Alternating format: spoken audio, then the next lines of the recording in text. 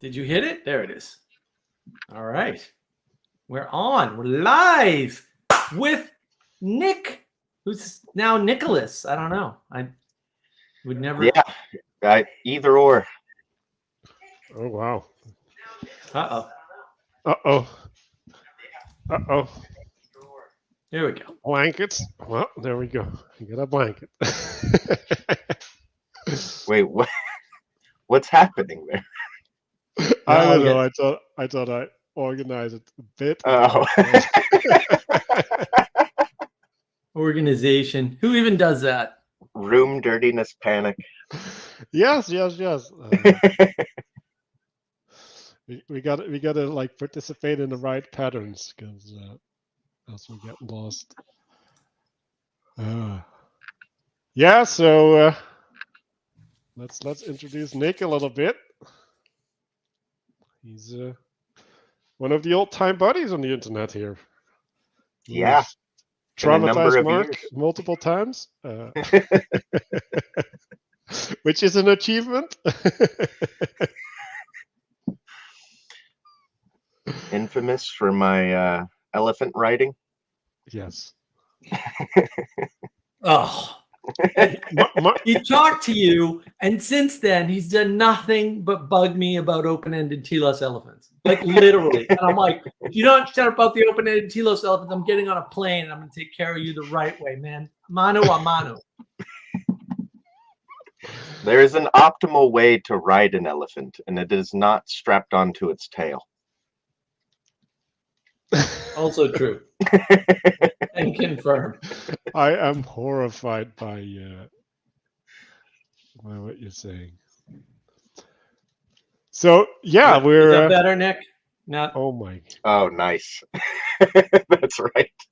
We need to post-it note that says open-ended telos elephant, because we need to propositionalize our participation, because else we get confused. Nice.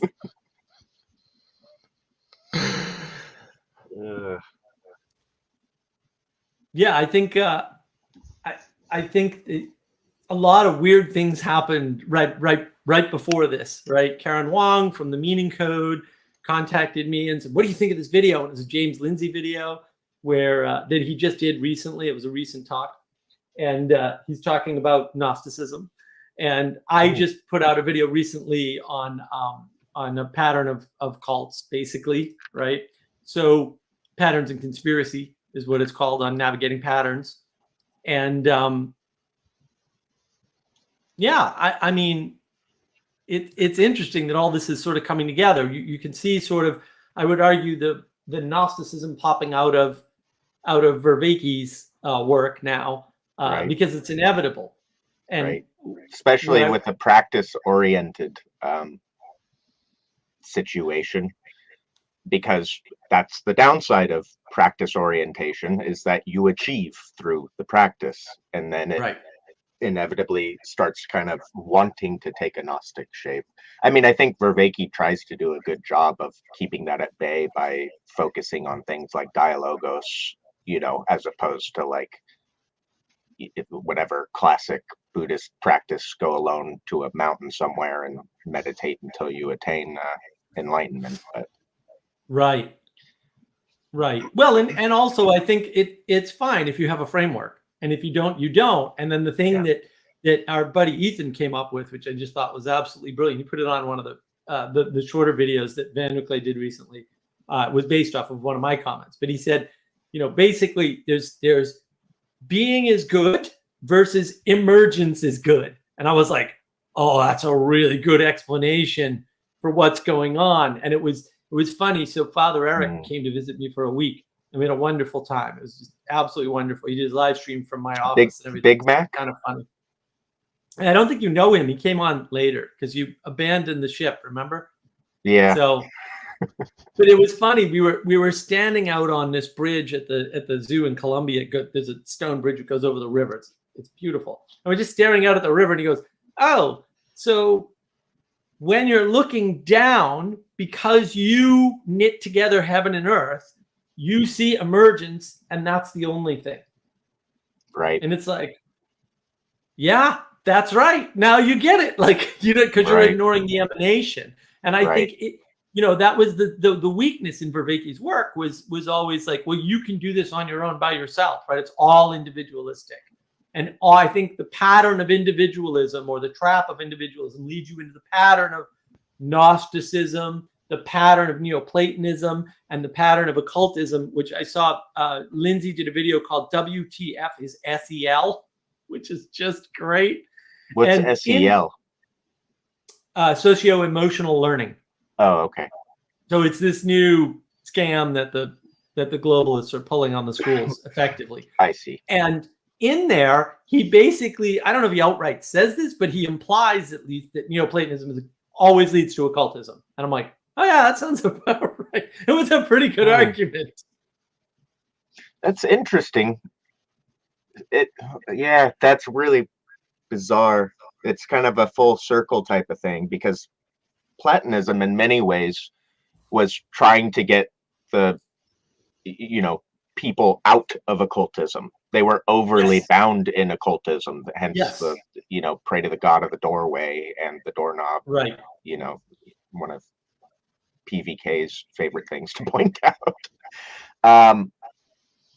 But it does, by the time you get to like the monad and monism, and then it starts branching into alchemy, very, very deeply, the practice of alchemy comes out of the Neoplatonic tradition in many ways. I mean, if you look at like Newton.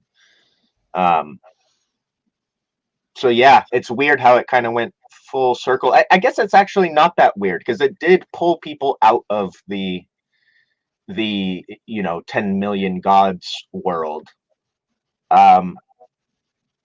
But it didn't really do anything to change the way of relating to the world. It's almost like it just scooted everything up a meta layer. Right? And then if instead it's not of grounded. Right. Right, and then you have to descend again, right? And what happens when you descend? You get an idealism. Right.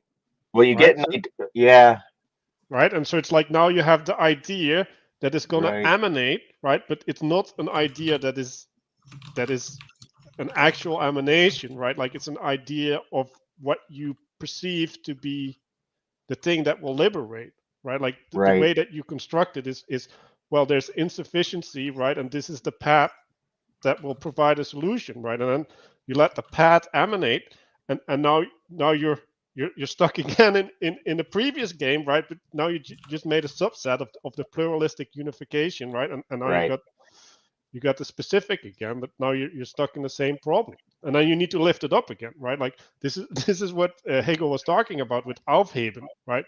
So you're lifting it up back, right? So what are you doing? You're seeing the insufficiency.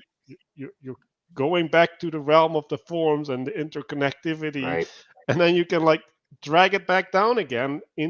But it's all you, right? Like it's all projection necessarily.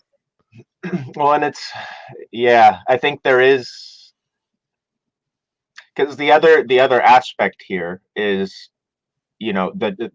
one of the main aspects of the Gnostic drive is a fundamental rejection of the material world for the ideal, right? It's like trying to escape and not being able to, like you're constantly smashing your head against that escape. And it's Hegel is almost like calming the tension down and reorienting the focus, saying, wait a second, that pattern you're playing out of going up and dragging it back down and going up, right? The synthesis of the two worlds is a good thing. That's what you should be pointed towards, not the escape into the ideal. But there's a frustration that builds every time you repeat that pattern, right? And you see that the ideal never makes it in, right? It's always a distorted, form of the thing, no matter how perfectly you try and, bring it back down into the world. Well, and you have to update it, right? Like that's the problem. And when you update, it's a process, not an ideal. It's not you can't. It's the wrong framing to consider bringing it down perfectly. Right? Yeah, but like you're not bringing it down, but like the problem is like that's what reciprocally narrowing is like, right? Like because what are you doing, right? You're having an understanding, right? And not like so you're moving into a direction, right? And now like your movement in that direction is frustrated, right? So we're going to attend more to the direction. We're going to attend more to the direction. So you're reciprocally narrowing, right, into a solution, right? And therefore like you're reciprocally narrowing into a utopia, right?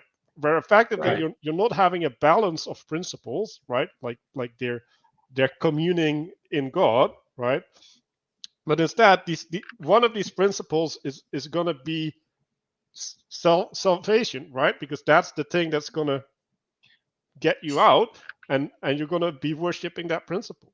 So I have an idea here as a knife maker, which is maybe the reciprocal narrowing isn't actually a problem.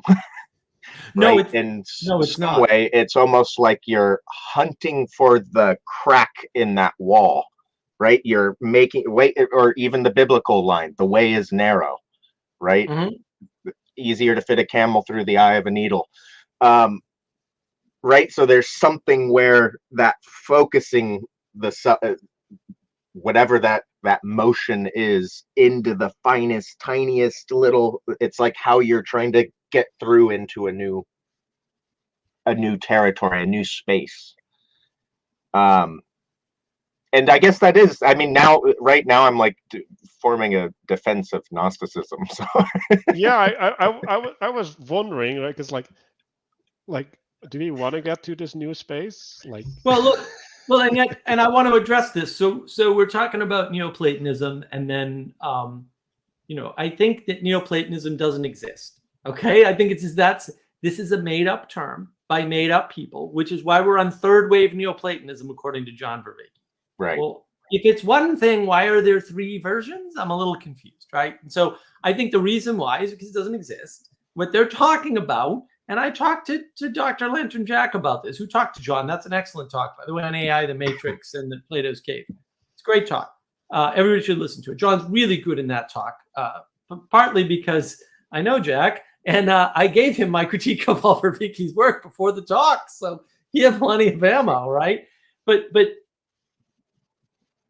what we're really talking about here, when I talked to Jack about this, is where are these Neoplatonists? And he said, well, no, there's a bunch of them. They're all small groups. Like, we're talking less than 200 people, and they don't agree. So there's little groups of 30, 50, 100, 150 people spread out throughout the Hellenistic world, and they're calling themselves Neoplatonic. What does that mean? That means what they have in common is Plato. Right. What they don't have in common is anything else. Anything else. Right. And they so they're an Plato and then did their own thing again. Right. And then when we talk about Gnosticism, right, because Grimm brings this up, right? So he says, y'all use a Gnostic as a catch-all for secret knowledge, or the right way that Demiurge made the place. It's both. Like the idea of secret knowledge comes from the Demiurge making the place. Right. Like that's where the Gnostic conspiracy, right? That's the secret knowledge, is that this is not the proper creation. Right. That's exactly. And otherwise there isn't secret knowledge. All is or can be revealed to you directly. And that would be the Christian conception, is all is or can be revealed. I should say all is revealed to you, but you may not have eyes to see. And that's part of the work on your side that you need to do. And now that we have sort of a better framework, and then cults, of course, well, that's your area, Nick. You're the cult guy. So yeah, I am. Well, I like the idea that a cult is a broken religion or an incomplete religion or something that you can't live your entire life in. So it may fill 80 or 90% of your life or 60% of your life. It doesn't matter. But you can't live just within that, right? In other words, it's parasitic upon the people in it, and it's parasitic upon things outside of it. Otherwise, it can't exist, right? Whereas the Christian argument would be, no, we're encompassing everything because We're starting from being as good, and there was a creation, and you were born within that creation, you exist within that framework. To support your point here, because I'm sure I've given this before, but I have a very broad definition of what a cult is. Yes. Not occult, but a cult. Where was I going? Oh, you can't live in culture. You cannot live just upon culture. That's what we are trying to do right now, right? That's what the secular world, what its belief is that we can uphold like entire moral systems, the whole thing just on the fact that we are loosely grouped together, or right? The parasitic is exactly the right word, and it's like we don't know what the host is, but what we do see is that there's this type of constant degradation occurring that would be natural for a parasite that is consuming its host. Yeah, I think a different way of conceptualizing is when you get technology, right, and when you get affluence, there's a way in which you can sustain things by putting effort in it, right? Like you can sustain things by pure will, and the less that you're bound by your material immediate constraints, the more you have the capacity to live in a fantasy, right? And which is like really, really extreme nowadays with the online worlds. And the ability to live in a fantasy is parasitic, right? Right. And then this idea is that the fantasy is gonna emanate back, at least if you're a pragmatist. Like some people are just escapists, and like that's a different problem in some sense. And if you have been an escapist, then you want to become pragmatic effectively, right? Like you want to take with you, right, how you think the world should be. And then what are you going to do, right? You're going to pretend that something is an emanation instead of like going from actual being, right? And recognizing or discerning where the emanation is. You're invoking it, right? And the further you are in your fantasy, the more energy it costs to maintain these fictions, right? And I think that's what's happening, right? So we've created this progressing disconnection with nature, right? Like not only nature outside, but also nature in ourselves, right? Like we just use chemicals. I want to drag a little bit of I really like that framing, and I almost wonder then, if the only real difference is just, does the energy source work or not, right? Because in a very real way, you could say that this is exactly what's occurring with religion, except that the energy source continues fueling the system, right? It in some way, the fantasy starts actually emanating because the battery doesn't exhaust. And then it's almost like if you almost accept the frame that we are disoriented, we can at least run a test to see if the thing fueling our fantasy drains itself as parasitic or if it continues giving. Now, of course, there's a huge danger there, which is that you could find an energy source that's very powerful but does drain. But that's what the ancient gods are, right? Like I started making a distinction between sacrifice and submittance, right? Because in both instances you kind of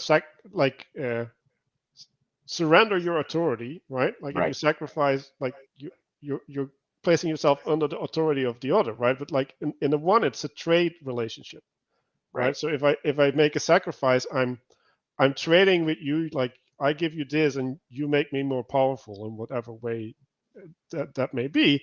But if you're submitting, right, like you change your identity from the individual to become part of this larger body, and being part of the larger body is the thing that allows you to participate in a generative way, right, and have an identity that is being fed Right. And therefore it's not a sacrifice, it's not a strain, right? There's a way in which there's a communion of these aspects, and I think we're not understanding that anymore. Like we're completely lost, and we're going into the sacrificial framing. Well, if all you think is that there's the self, then necessarily submittance is the ultimate sacrifice. Right. You will experience it necessarily as a sacrifice because there's nothing else to commune with. Right.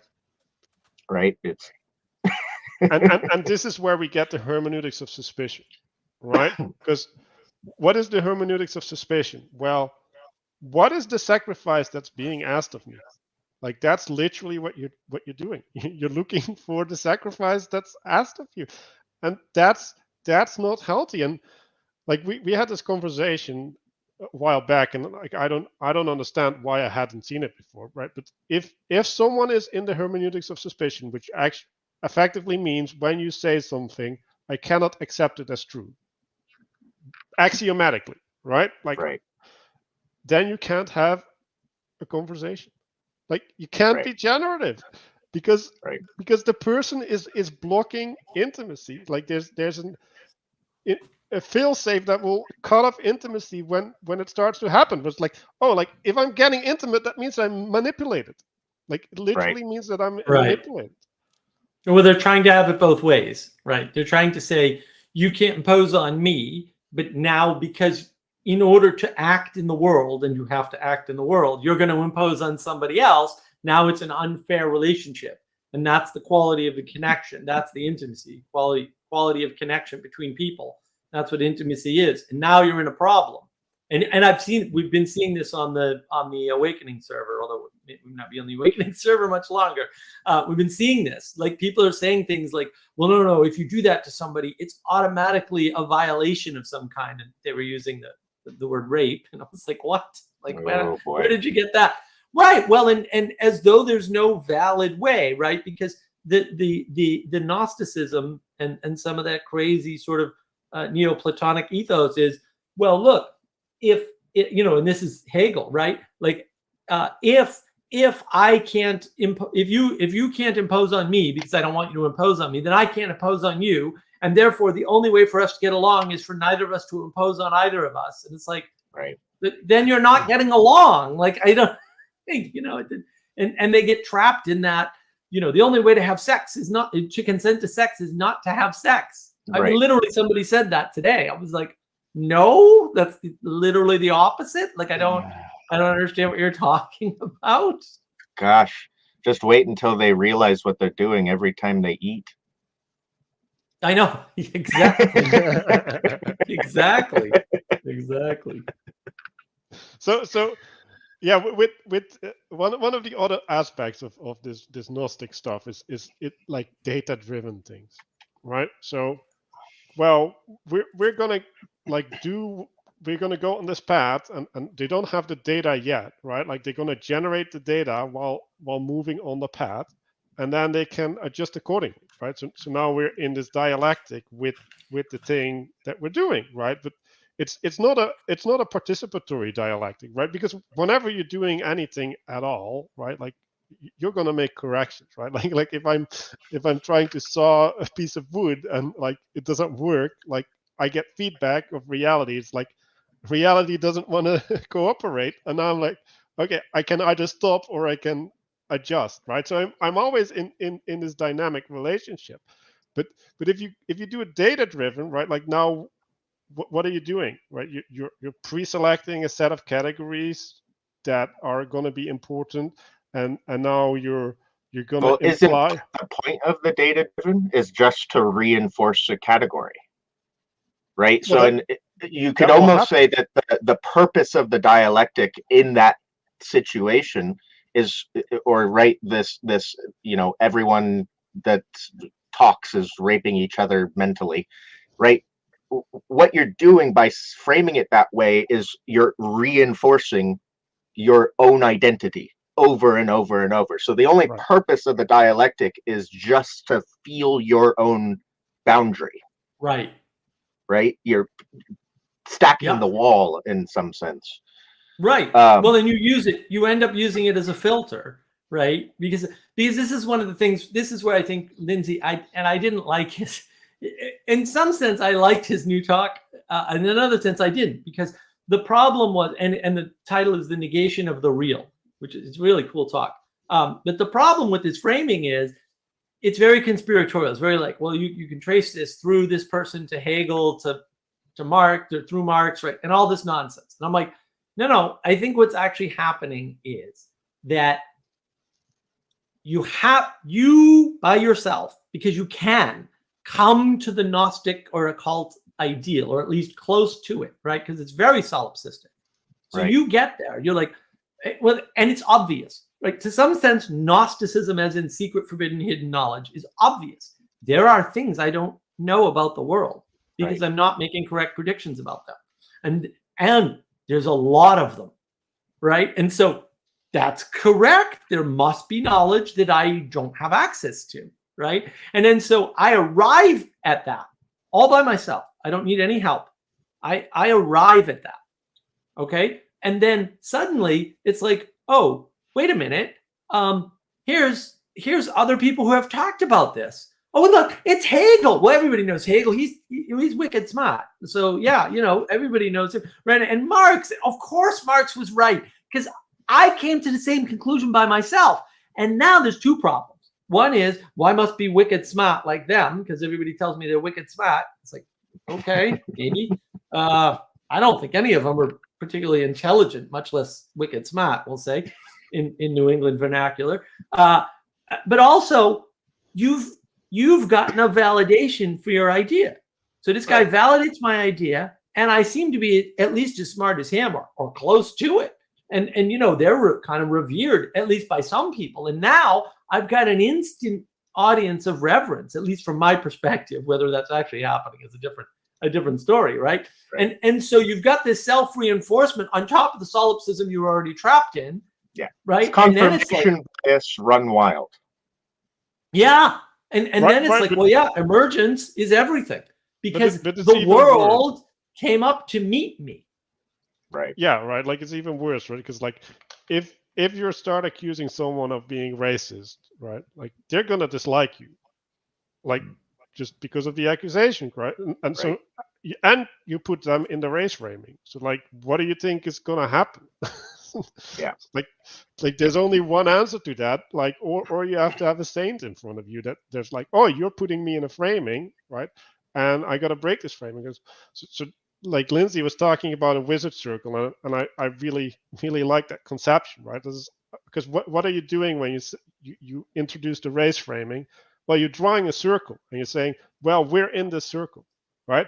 And then look at how everything looks within the circle, and then what is the wood that you need to be cut off in order to resist that? Well, you need to be pretty damn sharp about what's going on, and then it gets even worse, right? Because now, like, we're in the circle, and now there's a problem in the circle, right? So now we can all agree that is a problem in the circle. Like, there's nothing wrong with, if you accept the circle, that is a problem, because it's actually a problem. And now we can do the dialectic process, right? So now we can aufheben, we can lift it up, right? And we can find a solution, right?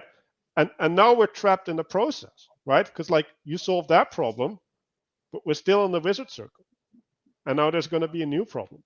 Right. Well, and that plays into the postmodernism, right? Because what they're doing is they're sneaking in a frame. And so they're saying, no, there's no frames, there's no narrative, there's no. And they sneak in the frame, and then you're trapped. The thing I don't like about that, or we'll say is sort of a missing from that outline, is that you can also sorcerer yourself into a circle. Like, it doesn't need to be someone outside of you. And when you do that, the circle you come up with, and this is where the recurring pattern comes in, right? Navigating patterns, right? When you do that, you get something like Hegel, you get something like Marx, they're all the same for a reason. And that's because that's probably the limits of cognition of people that will bother to get to the point of thinking about these things. And so you're perfectly happy to go into somebody else's circle. You never believe your own propaganda. Thank you, Father Eric. That's good advice. but you do enchant yourself, right? And that's what happens. And it just happens to look like Hegel and Marx and whomever else that it looks like, right? It just happens to look like Neoplatonic thought.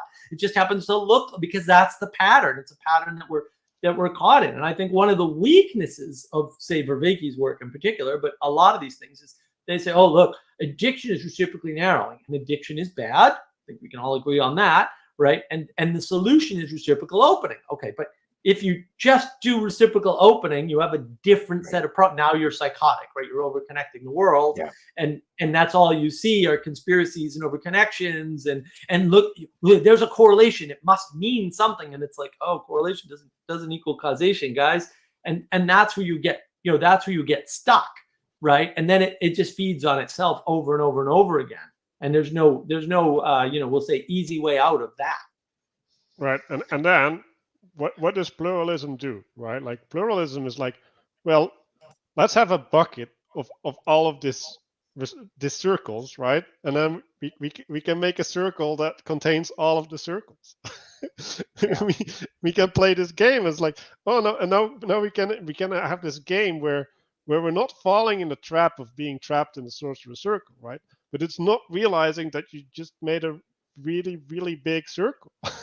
and the circle is up in the air, right? And then whenever it's going to come down, like, you're going to have to create a smaller circle, right? And now you're separate from the big circle again, right?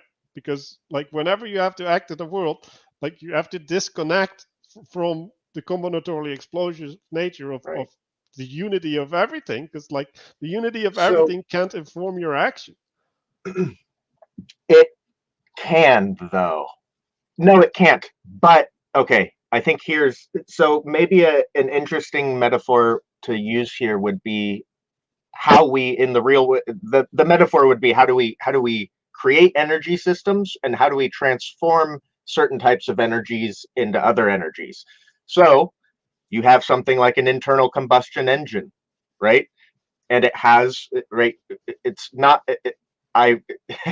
it's not an accident that we call our economy one that functions on a boom bust cycle, right? That's literally what an internal combustion engine is. It boom, explosion, and then bust, blows it out the exhaust pipe, right? And it produces movement and energy in this process.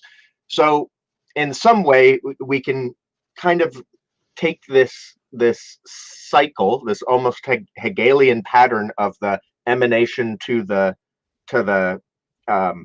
emergent, and view it as a motor, right? And by cycling through these two states, we are producing energy that allows us to go out and act, and hopefully more efficiently, in the world. So what are other energy systems that we could use, right? Because yes, in modernism, the great invention was the internal combustion engine or steam engines, and then the internal combustion engine, which are both boom bust cycles. Now we're moving into like nuclear energy, and that's a different, right? There's different principles guiding it. Now it still has something like a boom bust cycle occurring, but it's happening at so rapid a rate that it actually becomes like a different type of thing. Continuous right? So cycle. Maybe that, like, when now I'm gonna jump again. When we describe a state like living in grace or being connected to God's will, right? Submitting the will to God, right? Living through that. In some deep sense, what's occurring is that motion up and then back down to the specific, right? Up to God and then down into this is occurring at a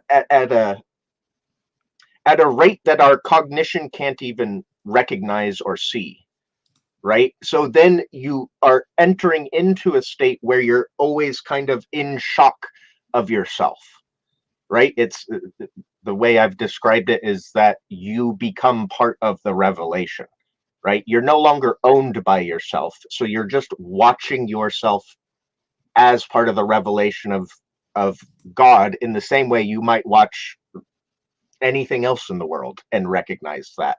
revelation, right? You become a mystery unto yourself. Right, and so I think that is similar, right? In some sense, what we're doing is we're talking about what's occurring there in a really slow time scale, that boom bust, where we can watch how it happens. We can recognize the pattern of it in our daily or yearly life, you know? Right. But I don't know if it's wrong, right? It's a good description. It's just that in some way I don't know. It's almost like being able to describe it blocks you from it in a weird way. It becomes its own kind of solipsistic loop to recognize the patterns you find yourself caught in, instead of that giving way into it.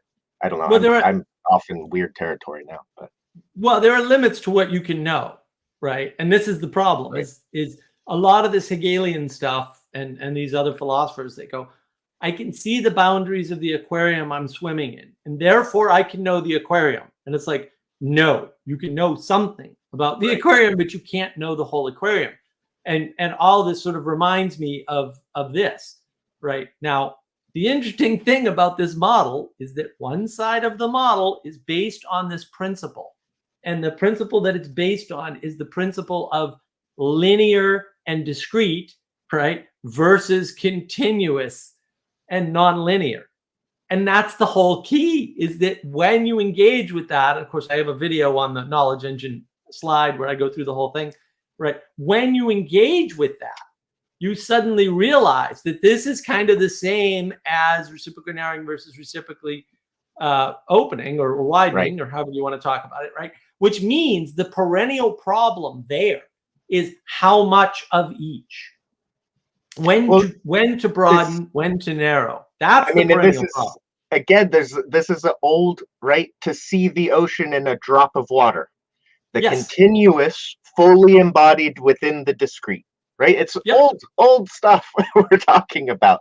Same as well, also, right? You with that diagram, we're using the hemispheres. Why do all the religious figures have halos? What is it, right? There's a very distinct sensation people have been having for a long time, where the spot where their two hemispheres connect becomes really active.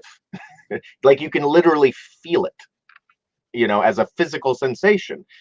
So it's those two processes almost fully, both of them are going fully, and you're balancing on that tight wire of right where they connect to each other, right? Yeah.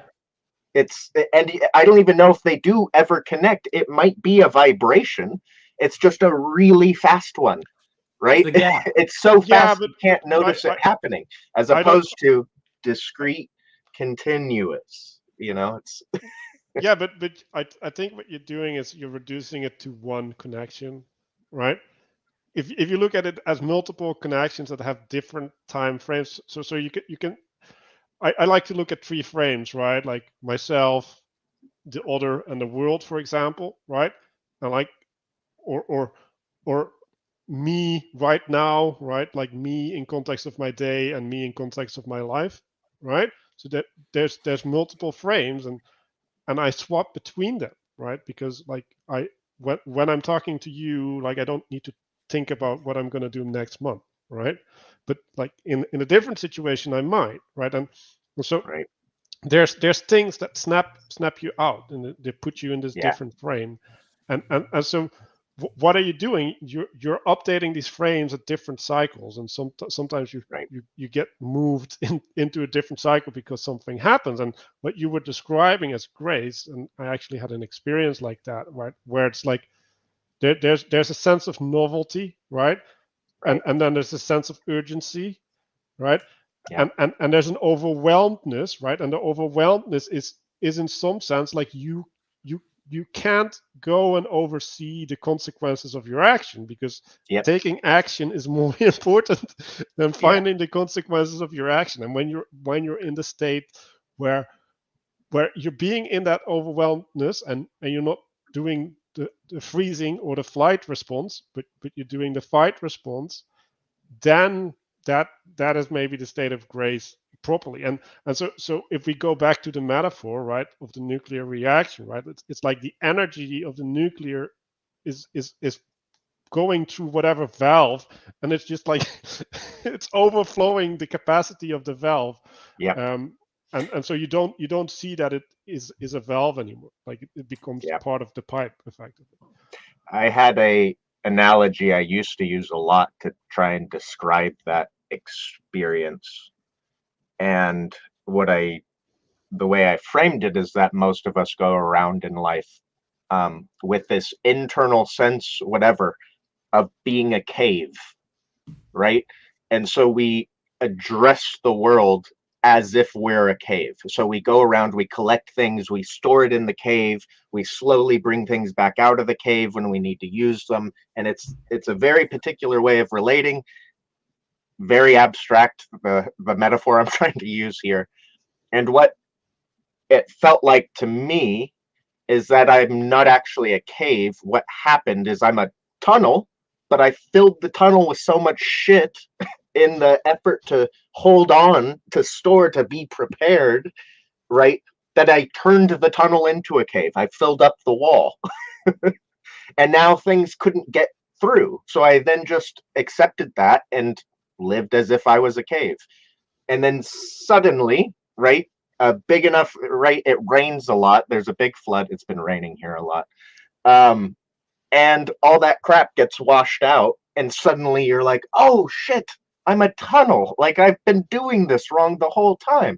And what is the purpose of a tunnel, right? It has a very different use than a cave because it's defined by how well things move through it, how frictionless, how much it can let go of what comes in, right? And that very much felt like the state of grace. That's why I ended up with conceptions like humans are incapable of love, right?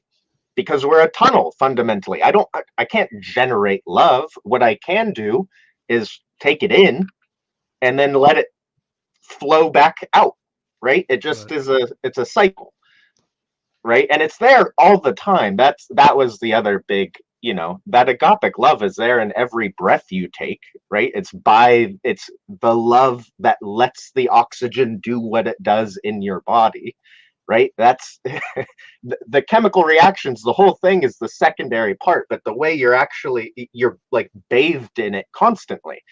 But if you don't, it's very easy. It's like it's so omnipresent that it's the easiest thing in the world to ignore that it exists at all.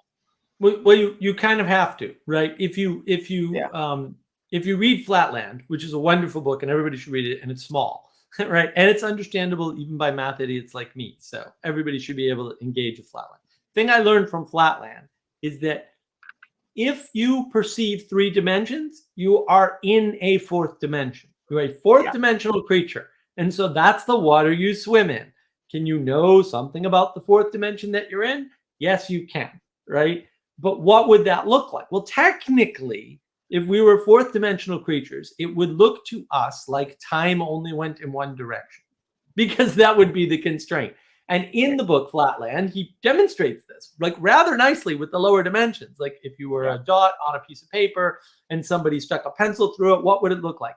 It wouldn't look like a circle opening up in front of you. It would look like a line coming at you. Yeah. It's like, oh, and that's because you can't perceive the dimensions above you, and therefore, right? It's like, oh, this is a whole like, and the Gnosticism is the sense that, oh, I know I'm in an aquarium or an ocean or whatever. Aquarium's easier. I know I'm in an aquarium because I bumped up against the walls, right? And it's like, okay, but does that mean you know all the walls and the limits on top and bottom, and how long you can jump out of the water and how much information you can get from jumping out of the water? Because you can't get all the information no matter what you do, because you're still constrained by the dimension that you're trapped in, where it's 4th or 5th or whatever. It doesn't matter. And that's where we get confused, because we're like, well, I can know something about it, therefore I can know everything about it. It's like, no, but you don't need to.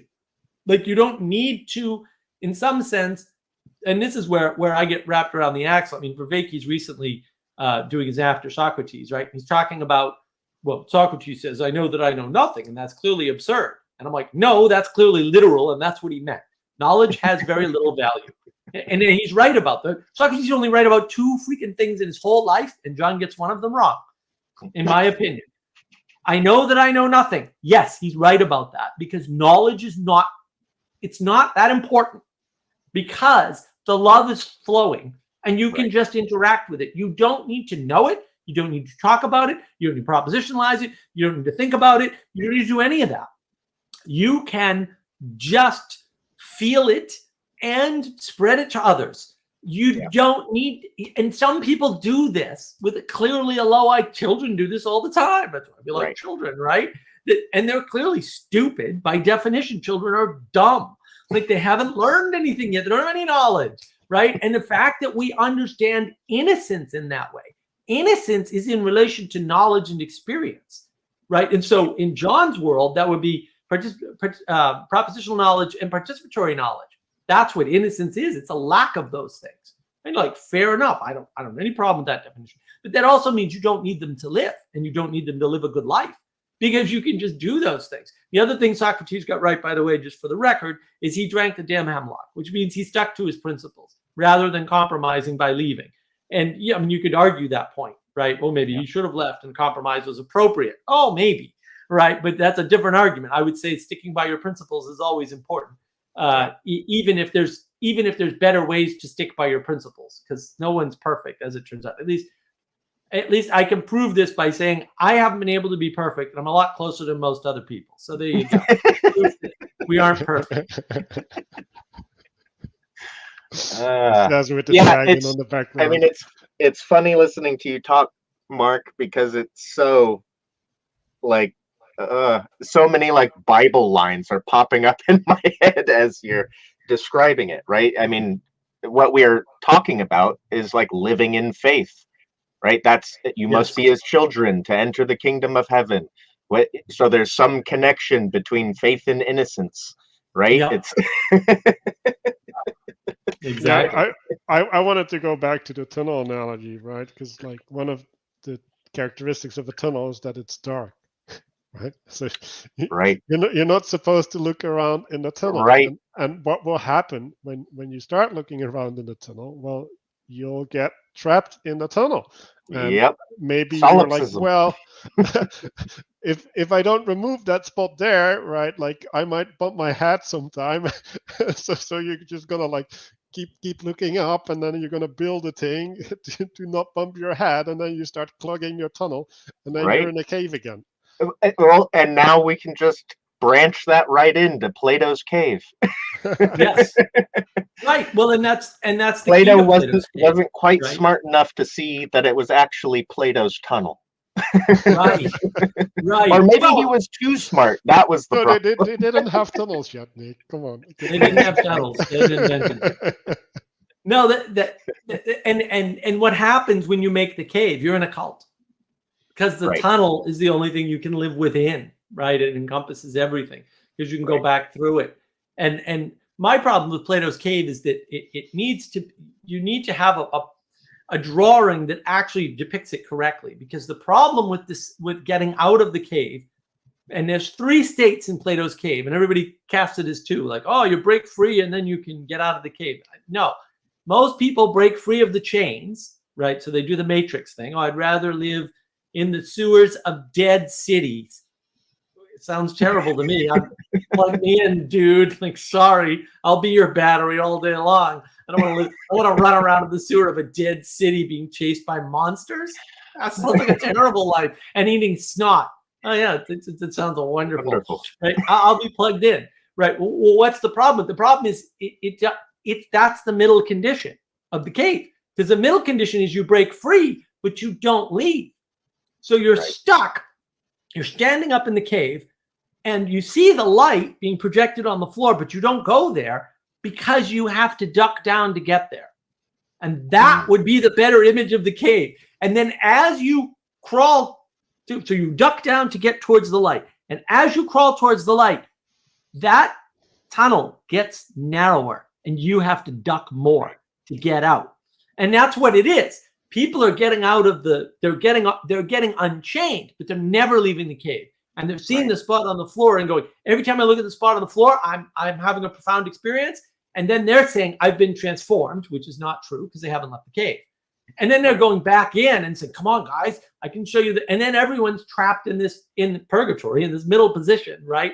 Where it's like, well, we're not getting enlightened. We're not transforming. We're not leaving the cave at all because we'd have to submit. We'd have to duck down. There's a spot in the cave with no shadows. Right. There's a spot in the cave with no shadows. Yeah. Well said. No, you're wrong. I can make my own shadows. There you go. There you go. Well, that's when you're caught in the cave. Just, you know. But when you're caught in the cave, what are your options, right? Your options are make your own shadows or stand out there alone. And nobody, you know, and so, yeah, it totally makes sense. So I think that adding that third state to the cave and making it clear that, no, you need to submit in order to get the hell out of the cave and get the transformation that you desperately need and cooperate with others. And you can go back in. And that's the other part that everybody misses. You're supposed to go back and chain yourself back up again and cooperate again to keep the machine moving. It's not a bad thing. It's a good thing. So, or take a pickaxe to the back wall. Yeah, and then dig to the center of the earth. Yes, you're right. So I also had this observation, right? Like, so the way that Lindsay is framing all of this stuff, it's negative thinking, right? So the video is also and he's connecting the negative thinking to negative theology, right? So what is negative thinking? Well, it's pointing away. Right, it's in some sense, it's not identifying against, but you're making a category of notingness, right? Like not this, not that. Being. Apophatic, yeah. Apophatic theology is the other. And so what are you doing there? Well, you're creating framing without authority, right? So if you only move to the world by what is not. Right, like you can never make a positive statement, right? And so you don't have to submit to the authority. Kind of. So this is kind of an irony, right? It's like the little cult bubbles, and what you can do is say, look, there's empty space between all of them, right? Except at the moment you say, look, there's empty space between all of them, you've made another bubble. It's a really awkwardly shaped one. But right, you've created a boundary by defining against all the things that are. Right. And then I don't know where you go from there. It's I don't know why you went there. Cycle, but why would you want to do that? Like why would you want to do that? Right. Well, if you view being in a bubble as being trapped, and the only way out is to live in the space between the bubbles, you may fall into, that bubble that is just the space between bubbles without realizing that that's what you did. Right. Although I wouldn't, but the space between bubbles doesn't have an identity, right? Like it's literally chaos, right? Right. And so if you live, right, like living means that you're not chaos, right, by definition. So you're still in something, you're still in a bubble because you have a body, right? And so there's an inherent contradiction there as well, right? So because now you're rejecting your body in some sense. And that's what you see happening, right? Like everybody's rejecting their body. Very, very strongly. Yeah. I mean, this has got to be the most Gnostic society to ever exist, and in such a mass scale, it's pretty crazy. Yeah, and so I made a comment on Twitter. It's like, if you're growing without a direction, are you growing, right? Or can we move forward through this dialectical process if we don't articulate the positive? Because you can't, because we know what growth looks like when it is not directed, right? It looks like cancer, or a tree choking itself out, because it's just growing limbs without reaching towards the sun, right? It's the reaching towards the sun that provides the organization that makes a healthy tree, right? Otherwise, it's like if you were to put lights all around it, it would just start spiraling in on itself and choking itself out. It would lose its ability to gather nutrients. Even that's a bad example, because the other half of the tree is pulling nutrients from the ground, and presumably that's still a healthy structure. It's a lot harder to make that. Well, actually, if you look at like aquaponics, the root structures are quite horrifying. They're, you know, all tangled balls and a mess, and then they just clog the pipes as they continue to grow because they're just surrounded by nutrients. There's nowhere to search. Yeah, there's no pattern to follow. Search. Right. Right. And it's almost like you're saying that something like emanation from above is required for organization or something. But I don't know. Right. I don't know, man. And I mean, from below, right? The other part is you also need it from below, right? You cannot grow a tree unless its roots are as deep as its branches are high. Otherwise, you know, you blow on it and the whole thing topples over. Right. That's like the Gnostic problem, right? It's the Yes. Tower of Babel problem, right? It's all up with no roots. Right. There's no that one is a clear danger of like most religious practices. The head heavy, right? You just keep filling up in here without, you know, reaching down into the ground. That's why you hear things like, you know, God is the highest and the lowest. And the lowest. Right? Yep. Yeah. And then they're just focused on pure emanation. And Vandeklee did a video on that a while back where he said, you know, this eyes up, eyes down thing. And he says, look, there's something to the eyes down so you don't fall in the pit. Right. Yeah. But you also have to raise your eyes back up. And this gets back to the emergence versus emanation. I think that Gnostics in particular, and Vervaeke, for example, is all emergence. Emergence is good. Emergence is good. It's like, ooh, even if you're controlling emergence, which I argue you can't fully do anyway, it's not good. Interesting. I never really thought about that. But emergence, its directionality is faced up.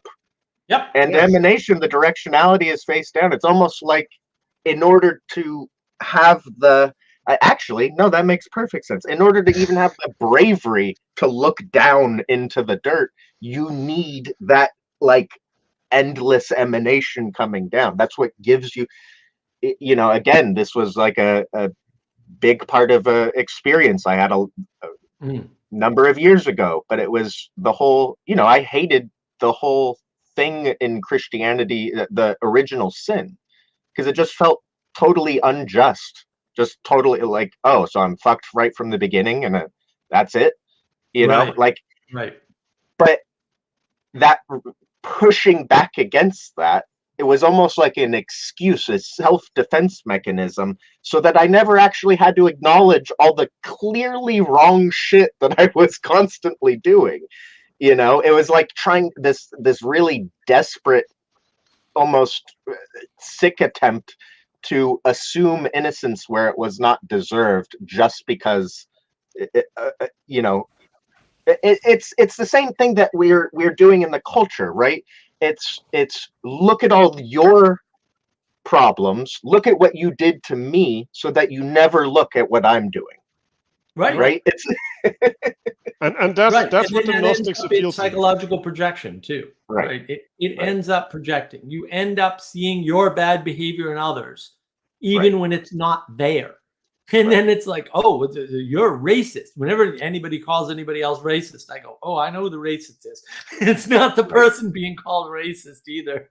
And it's almost always true. It's not always true, but it's almost always true. Like if it were an even bet, I'd put my money there every time and I'd be a billionaire. So I'm just saying, like, bet whichever way you want, but I don't live in a perfect world. I'm not trying to get it right all the time. I'll take most of the time. That's okay for me. Well, and to finish this little bit, I suppose, about the emanation and the emergent.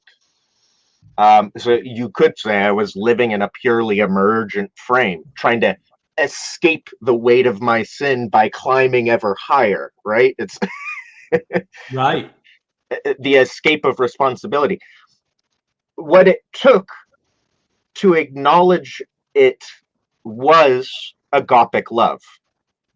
It was that pure emanation of agapic love, and then it was easy because I knew I was already loved, right? It wasn't going to take something from me to acknowledge the wrongs that I had did. That was like the revelation moment. I mean, it was huge. And then taking responsibility for my sin felt like freedom, not like bondage, which is how I always pictured it would feel, right? But it had to be connected. So it's like that ability to look down was granted to me through the emanation. It was what I was trying to get at. Right, and I think yeah, you're touching on a bunch of things, right? So first of all, like the submittance, right? Like the bowing down to get out of the cave, right? Like that is a sacrifice if you're standing on your own feet by your own strength. Right. And so yeah, and that's resentment in some sense. It's like, why is there some external thing that bows me down, right? Like I got depressed, like I got incapable, and like now I'm like, okay, like there's definitely something that makes me bow down because like I'm smart and I'm supposed to be able to do stuff, and I can't do stuff. Right. And when you're there, right, like then you're like, okay, like humility, like you just have to get to humility because else you can't move forward, right? And in some sense that is the generative aspect of rock bottom, right? Because like what does the humility allow you to do? Well, you can reorient yourself. And so when you're saying, well, I needed the emanation to look down, it's like, well, what are you looking down upon, right? Like you, in order to see something, you need to take a vantage point, and that allows you to have discernment, right? So as long as you can't take that vantage point and have that discernment, how can you participate in it, right? And I think the naivete is that there's these patterns, right, like that just drive us, and we just end up in that spirit, right? And like we're capable of engaging in that spirit, but then we get traumatized and we fill up our cave, right? And then I want to take it back to the hydroponics, because like what is this root system that's going everywhere in the hydroponics? Well, the root system that goes everywhere is engagement with potential, right? But it's unconstrained potential. It's not constrained from an emanation, but it's like there's an authority in the future that is drawing you without an identity. Like it doesn't have an identity. Well, maybe it has an identity because like the water's streaming in the pipes, right? So there's a drag. But like what kind of identity is that? The wrong identity in that case, right? It's well, I guess it's just as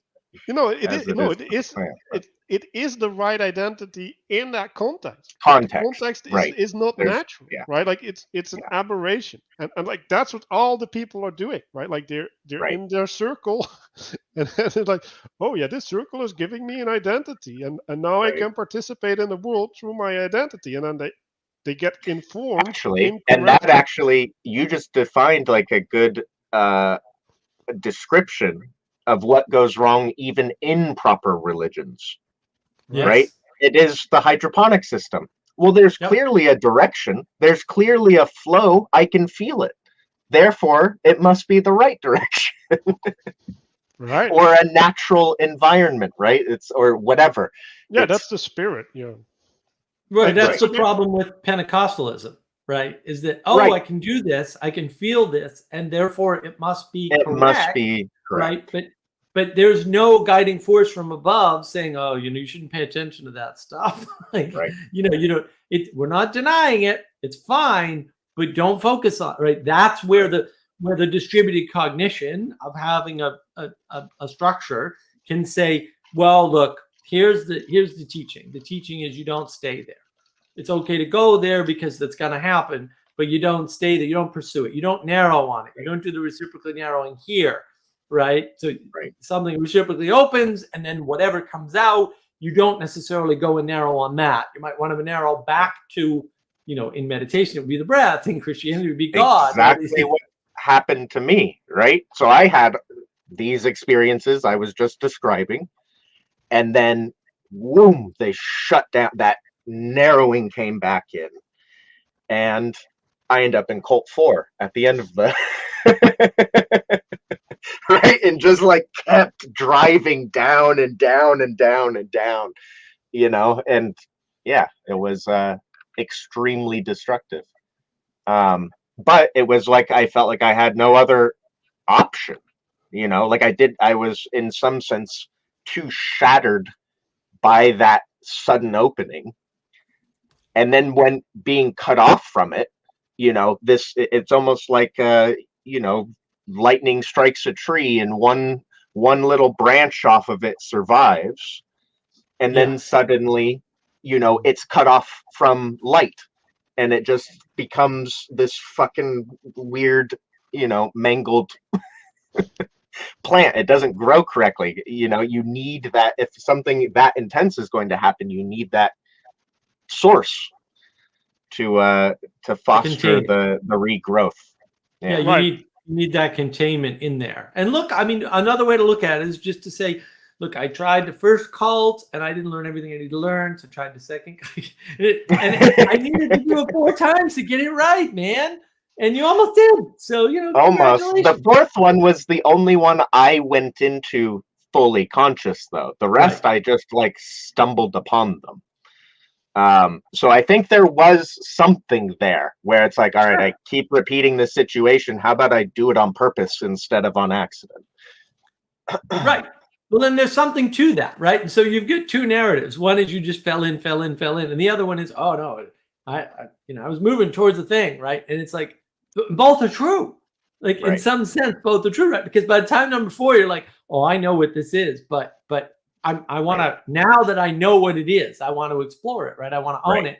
I want to be able to control the emergence. And then what you found out was that you can't control the emergence, even though you tried and you were smart, you knew what was going on. And you probably knew more about cults than most people will hopefully ever understand about cults in their lives. And that's not enough to know. Like, it's still not enough because there's something going on. No, the knowledge doesn't do hardly anything. Even as all the patterns are coming up, and I'm like, I know all these patterns. I know they're unhealthy. I know they're, these are not like I knew all of it. But when you're embedded in it, the other part of it is like we're not unidirectional creatures or univariable, right? So it's like even as my mind is sitting there going, wait, no, something's off here. Something's off here. The emotional part of myself is like a fucking infant because I never developed it. I spent all my time building towers of knowledge and not like intimately feeling my life.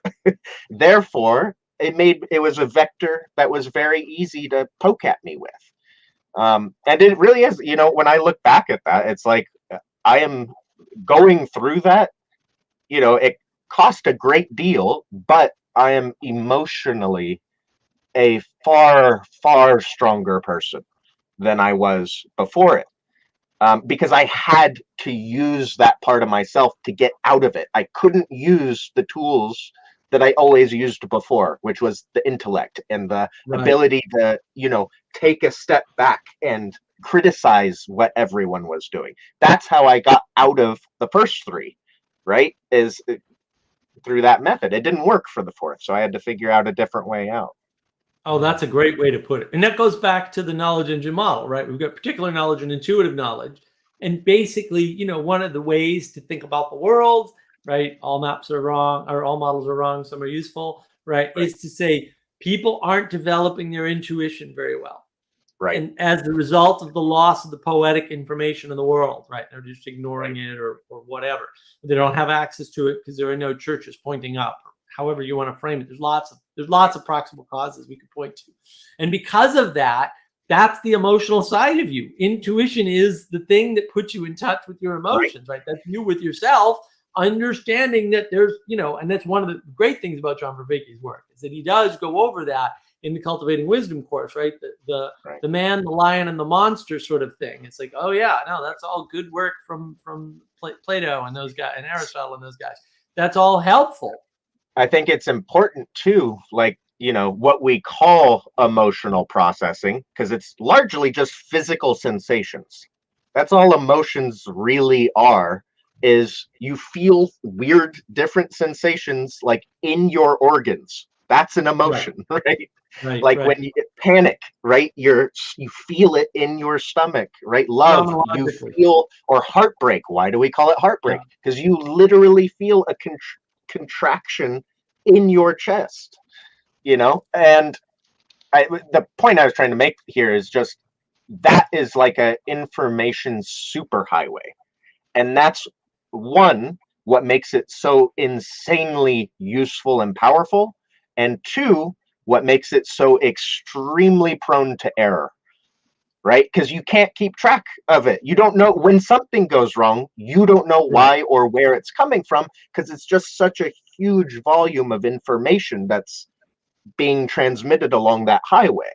Right. Well, and that's why you need the poetic way of informing the world. Right. Because it has more opportunities to connect things. Well, and it helps you train those pathways, and you can feel when they deviate, and you build a sense for how those things should flow.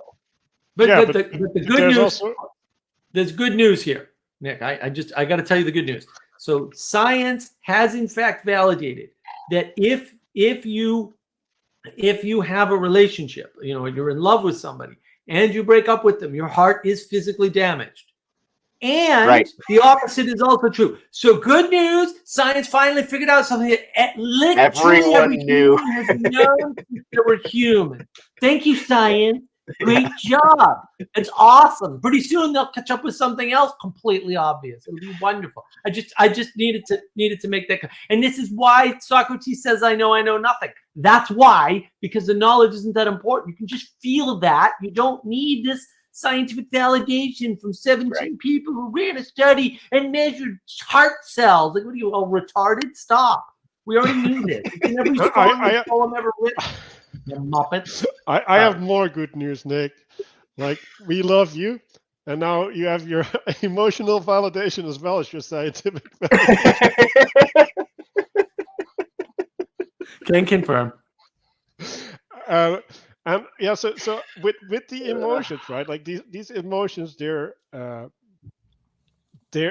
really strong currents, right? That move us, but in some sense, we don't have the framework, right? Like we don't have the structure integrated in ourselves yet that we can relate to it, right? Like, so, because part of it is the emotion itself and what it does with us, right? And part of it is our agency, and then also another part is how do we interpret the emotion, right? Because like I might get frustrated, right? And like that frustration might end up in sadness, like if I don't perceive I have agency, right? Like I feel victimized. If I do perceive I have agency, I'll be angry, right? So there's all of these ways that we're finding these expressions, and then it's like, well, okay, like I have anger, right? Like, am I going to be orc smash, or am I gonna like lock myself up in a room because I see my inner beast, but I don't want to tame it. Like I need to contain it, like a werewolf, right? Like I need to lock myself from civilization, keep from hurting others at least, right? Or do I find a way to be civilized or get bounded by the external world, right? Like have individuals that constrain me, or even better, because I've been, this is coming up for me so much lately. It's like when you get offended, right, or someone transgresses against you, you should not defend yourself. Someone else should do that. Because if you're defending yourself, you're engaging in that conflict, which is already there, and that's not constructive. But if someone else defends you, right, like now it's the proper relationship, right? Because now someone is is defending the principle, not the individual interest. Right. And so yeah, like there's there's a lot of stuff going on with this emotional stuff, and there is, again, to Mark's point, we've lost a lot of the tools that helped us. I mean, this is like probably more the majority of the wisdom that's been passed down are these types of structures, way more so than like making sure your knowledge is working correctly. That's also important, but it's maybe 10 or 15% compared to the other thing, right? You do need to be able to think properly, right? And that's like, we have formal systems and training to help people learn how to clarify the thoughts so that they're not making, classic blunders like confirmation bias or causation and correlation. And right, there are errors of thoughts that we have made sure to transmit to each other, to each new generation, so that people can have a better tool set for solving problems. The poetic aspect, I don't know, it's there. It's just, I don't know. It's also almost alarming how quickly it's degrading. Yes. Like what, a generation, 2 generations ago, we had Tolkien writing Lord of the Rings, and now we have whatever's happening with like Marvel and, like and DC and considerably worse stories than those. Those are like the high quality ones of our age. Like, geez, we're not in a like, what's happening? How is it degrading so rapidly?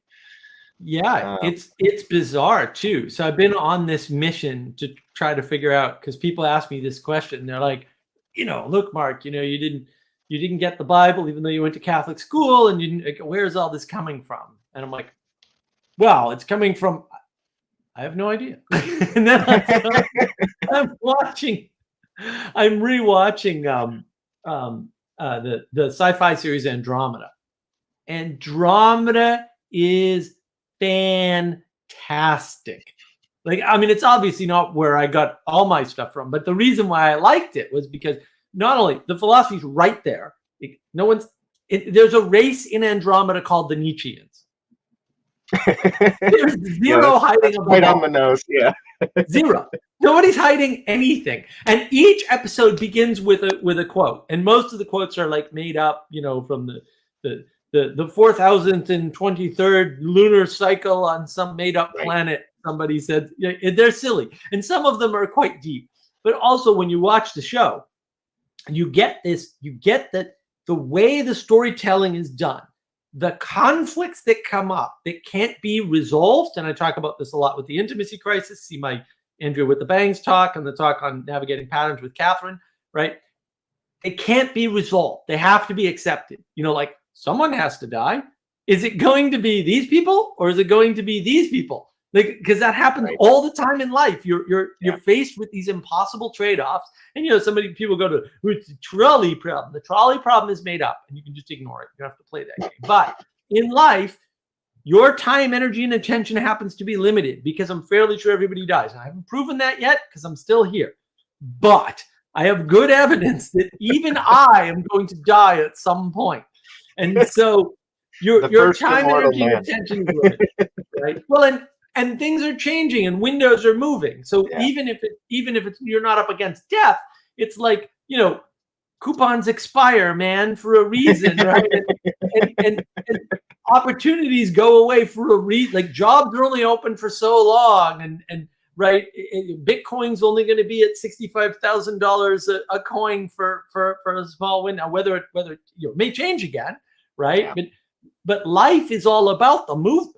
It's not about the state. Everybody keeps focusing in on the state, and this move towards this, hit forbidden knowledge, right? And privilege is information, because in our model, it's 2 types of knowledge, not 4.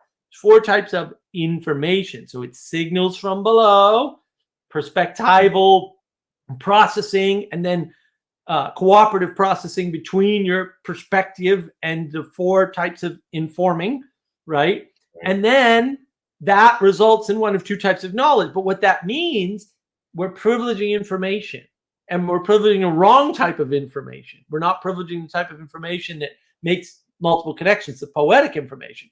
We seem to be privileging propositional information. And what people don't we're realize, privileging the one that's way easier for us to control. And because it's easier for us to control, it also has way less of an effect.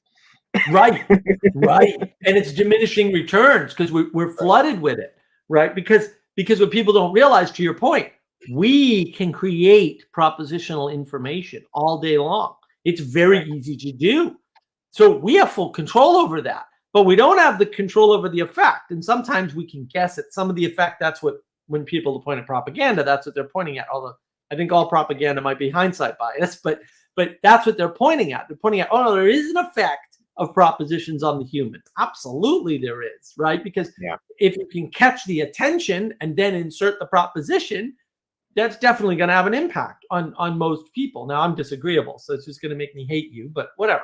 It doesn't matter, right? So there is an effect, but we can create literally an infinite amount of it. And so there's no winning that game, because ultimately there's just more information out there than you can deal with. And that's always has to be true. It's not an option. It's like, well, we can control. No, you can't. You can't. That's the whole point. You can't control it. It is already the thing that cannot be controlled before you even start down that path. And that's where we get, messed up. We keep thinking, no, emergence is good. We can just emerge what we need, or when emergence comes up, we'll know the right thing to do and whether to stomp it down and take people's powers away on the server, or let them roam free and do the thing that made the server in the first place. Yeah, okay, you think you're going to know that, huh? I don't think you're right about that assumption that you're going to know these things, because some of these things can't be known. Like, they just have to be tried. And the trying, that exploratory aspect, I think, is part of poetic. That's how you train your poetic. You go, I don't know what I'm doing. I'm an idiot. I'll build, I'll smash, but I'm going to go build and smash things. And if they work, I'll go, yay, good Og. And if they don't, I'll go, Og, stupid, try again. To go back to the occult, right? The first card is the Fool, right? And in some sense, it's a inclination into faith, where just because you moved into faith does not mean you are going to do the right thing. In some sense, it's putting yourself in a position where you can learn the most and have the highest quality of information from that learning. Well, right? You're getting the best, you're getting the most feedback. You have the most chance to actually develop wisdom, or, but it requires that, like, leaving the structures of your knowledge behind. You have to be an idiot. Yeah, so I have 3 maxims identified that I'm going to promote, right? So these we also identified earlier in the servers. Like, first one is curate your signal, right? So in some sense, that is pointing at what's coming at you, because you are what you eat. And so that's like a first level of separation and gaining your integrity. And then the second one is don't identify against, right? Like, that's one I made up, and like I'm a complete fan of this. But the identification against is, in some sense, it's more who are you, what is influencing you, right? Like, in some sense, it's not coming in at you, it's like you coming out, and you're focusing on one. And then the third one is, how are you contributing to the good? And this one I came up like really late, and I'm like why is that so hard? Like why couldn't I have come up with this way earlier? But it's like, like, whenever you do, right? Like, and I'm mostly thinking in a thought, right? So like when you get a thought, and it's like, oh, this thought seems really important, right? Like, what's the question that you ask yourself? How is it contributing to manifesting the good? Right. And then it's like, oh yeah, now I can just ignore the thought, because like I don't right. There's no way that thought can contribute to the good, right? And like there's a step beyond that, and like I've been having discussions with Ethan about well, is this right or is this not right or whatever, and often that's not the right question to ask. Like could I be doing something else that is more right? Yes. Okay, go do that. Right? Like you don't have to have the argument about whether the thing is right or wrong. It's like, no, there's something better. Like go do the better. Right. And that's like it's an orienting mechanism, right? It doesn't mean like I have to find the exact thing in that moment in order. It's just you can go, well, there's something better. How about I do that? Well, there's something better. How about I do that? And you shift towards it, right? And it's a simple process. And it keeps you from bullshitting yourself quite as extravagantly, which and it drags you out of the hermeneutics of suspicion, right? Because like what is the hermeneutics of suspicion? Well, it's like, oh, I gotta figure this thing that I'm doing out. It's like, no, there's the third option, which everybody likes apparently. the third option where there is a participation that's generative, and this is what faith is, right? Like faith is the acceptance that being is good, right? Or proper faith, I guess, right? Like proper faith is the acceptance that being is good, and that the thing that you're going to participate in, that's the thing that you haven't analyzed, is going to manifest the good as a consequence of your participation. Right.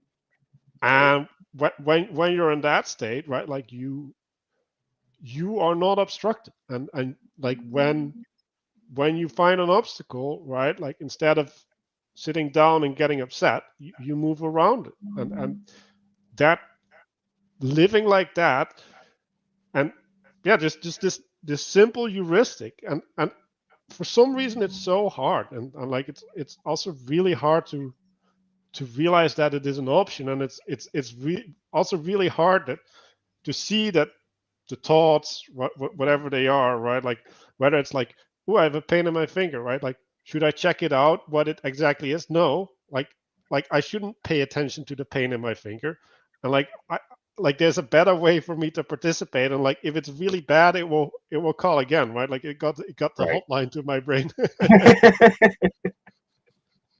I hope so. Yeah, no, I think that's great, and it's such a simple way to form a practice, and I mean it's such a just a basic question that's able to just reconfigure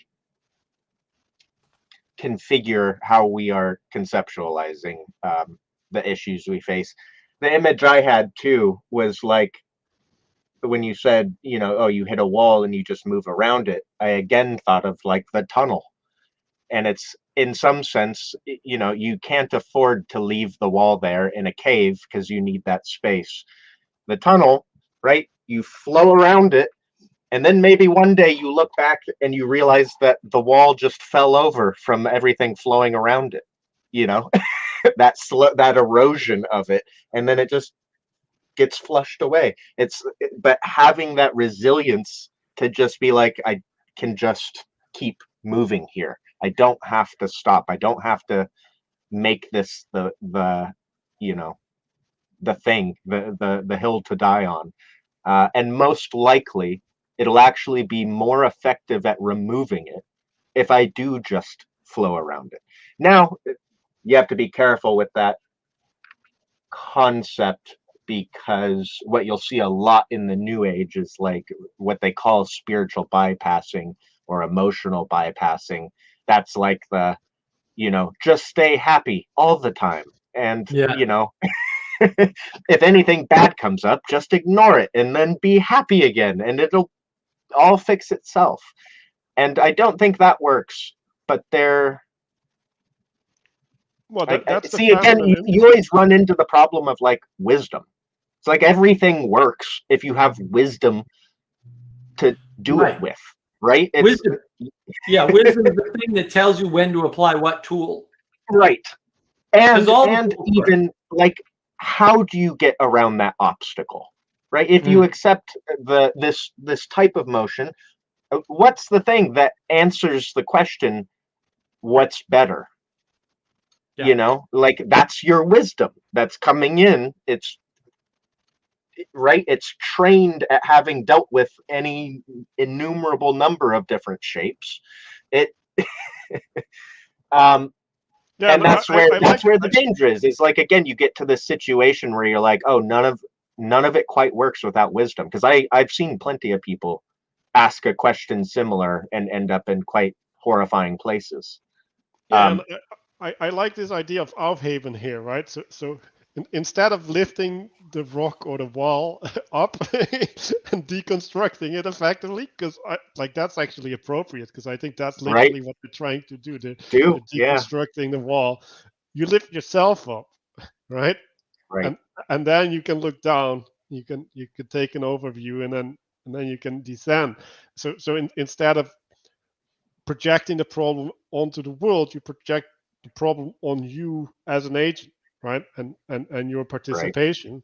And yeah, like there's times where you need to enforce the law, right? I'm like, people don't like that about me, but like I call people out on stuff all the time, right? And not because I want to be an asshole, but like for two reasons, right? Like, one is you're in a relationship with me, right? And you've just troubled the waters, right? So now we need to clear the waters before we can go on. We can go on without clearing the waters, right? But like, then we lose intimacy, right? And people don't realize that. And the other part is like, it's not good for you if like you're living in troubled waters. Like, I see that there's a speck in your eye, and like you should listen to me, that I see a speck in your eye, and like you can complain about the logs in my eye all day long, but like, yeah, like call me out and I'll fix them, right? Like, and a lot of it just depends on, like, even that, you know, it's a technique I find myself often using is that I'll call the log out in my eye to call the speck out in someone else's eye and hope that they realize, you know, that thing. It's like, especially if they're already in a projected mindset, it's way easier to go like, yeah, you see that? Well, you know. Well, it's like monkeys like fleeing each other's backs. Yes, it's like, like I can't touch my back. Like, I can try, but I can't touch them. Right. That's very true. Yeah. Yeah, I think too, you know, the other part of John's work that's really important is he talks about spiritual bypass. Yeah. Right. Yeah. And that's really important because and talks about distributed cognition. That's really important. I like the way Vanderklay does it better, right? With you outsource your sanity to others. Yeah, that's your distributed cognition, man. Like, that's really important to know. And they're both important concepts, but also, the missing part is there's emotional bypassing where you're ignoring a problem that you shouldn't be ignoring. And there is that sense of, you know, when you're doing that, you're separating, right? And this is that loss of intimacy that Manuel was talking about. You're separating yourself from something. Right. Could be you from yourself, could be you from others, it could be you from nature, right? Any of those. Most likely all of them.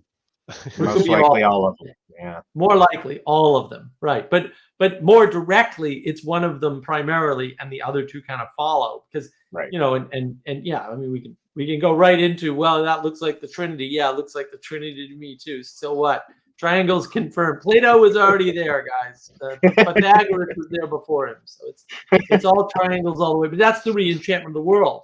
We talk about the flattening of the world. We're talking about ignoring the pyramid and thinking that it's a flat surface, instead of acknowledging, no, there's something higher, and there's less of that higher thing. And so you're more likely to hang out at the bottom where things are not great. And if you don't struggle towards the top, you're just going to hang out at the bottom forever. And that's why you need Plato's cave to have 3 parts. Ironically, the world only looks flat when you're looking at it from a very great height. Yes. Right? Yeah. When you're looking down at it. I think the world also looks flat if you look at it when your face is on the ground. Well, that's also true. Well, what's a great height? because again, we are standing in the middle between the ethereal realm and the material realm, and we're knitting reality together. We're co-manifesting reality. And so at that point, everything below us is emergent. Everything. Right. And if you're only looking this way and down, correct? You're across and down, everything is emergent, and emergence is good all by itself. And you don't need any help. And oh, by the way, now you've got the science tool, and science tells you, although science is lying about this for sure, that you can control all that, and you can't. And the more control you want, the more detail you have to have. And the more detail you have, the more overwhelmed you get. And then when you're overwhelmed, now you have a different problem. You have the right information for the control, but you can't manage it anymore. And so there's a trade-off between how much information you can get and how much information you can manage. And that's physical things too. Which is also exactly what an emergent worldview would tell you. No matter how many of the variables you calculate for, an emergence will occur that is not part of your counting of the accounting of the variables. Right. And science is finding the exceptions to that and pointing at them only. And so all of science is a bias it's automatically biased. It's stated, oh, it has to be a testable hypothesis. Great. So the filter for something being science, the boundary of science is testable hypothesis. Fair. That's fine. I have no problem with that. But that means science can't understand all the things that aren't testable. And maybe there are way more things that aren't testable. In fact, I can prove to you mathematically that this has to be true. There are way more things that aren't testable than are testable. And therefore, science can't know most of the world. Forget about all of the world. It can't know most of the world. It's not possible mathematically. And the math, to your point, if you took your stupid emergence point seriously and actually bothered to take pen to paper, because it doesn't take a computer to do this, you would realize this immediately. It would be abundantly clear to you that there's a problem here. Well, it's Zeno's paradox, isn't it? Like fundamentally, it's. So that's what I think Zeno's paradox is, Nick. I think that the ancient Greeks used paradox to show you the limits of your thinking. In other words, if you're stuck in a paradox, that means that your worldview is not open enough to the rest of the world, and so you can't actually use that. I mean, Zeno's paradox basically says that in the scientific or materialistic frame, you can't move. Right. You can't reach a goal. You can move, but you can't reach a goal. Right. You can never reach the wall. And I did want to address this really quickly. So do you guys have any thoughts on Thomas Kuhn's subsequent developments of philosophy of science? Yes, there's no such thing as a philosophy of science. That makes absolutely no sense. Okay. Science is a philosophy according to the ancient Greeks. And that's just, you can't flip it around because you feel like equality and binary thinking are valid ways of dealing with the world. There's no such thing as philosophy of science. There never will be. There never can be. It's a ridiculous idea. They need to stop that nonsense and realize that philosophy is the handmaiden of religion. And if you want to know where any philosophy comes from, and science is natural philosophy, then you need to look to the religion. And it's that simple. It is a two worlds mythology. Sorry, John Vervaeke. It's a two worlds mythology, buddy. And reality is the third thing created from the gap between the two worlds being knitted together by us. It's a real simple model, guys. It's not hard. Anyway, sorry. Done ranting. So your point there was basically saying the philosophy of science is the same as saying the philosophy of philosophy. Yes. And once you've entered that recursion, you are right now. You need a philosophy of the philosophy of philosophy, and right. Yeah, I was going to say that because when you have this emergence thing, right, like the thing emerges, right, and now we have an interaction with it, right? We observe it. Now we account for it, right? So now we create a third thing, which is our relationship to the emergence, and so yeah. You're in this recursive loop, right? And I think this is what's happening in the economic systems, for example, right? So we're having a basic economic theory, right? And now we have a market, right? And now we have futures in the market, right? And so there's a dynamic that is relating to the basic reality, effectively, right? Because economics is like a reflection of what happens in the world in some sense, and now there's something built upon that, right? And then they make systems that relate to the system that relate to the system that relate to the system, Right. and at a certain point, it's just fantasy. Like, well, we all know how successful our theories of economics are. So, yeah, Taleb talks about that. Read all Nassim Taleb's books. He's pretty clear on the fraud of the idea of economics in general, with very few exceptions. yeah, well, yeah, and then you enter thermodynamic systems, which is really just that's well, you're bumping up into one of the limits of knowledge itself. The variables multiply to infinity, and well, the interesting thing about thermodynamics, at least the way that I learned it, right? Like you had a bunch of categories, right? So you had temperature, right, which is expressive of the movement within a system, and then you have pressure, which is related to the engagement with the walls, effectively, right? And then you have the volume. boundary.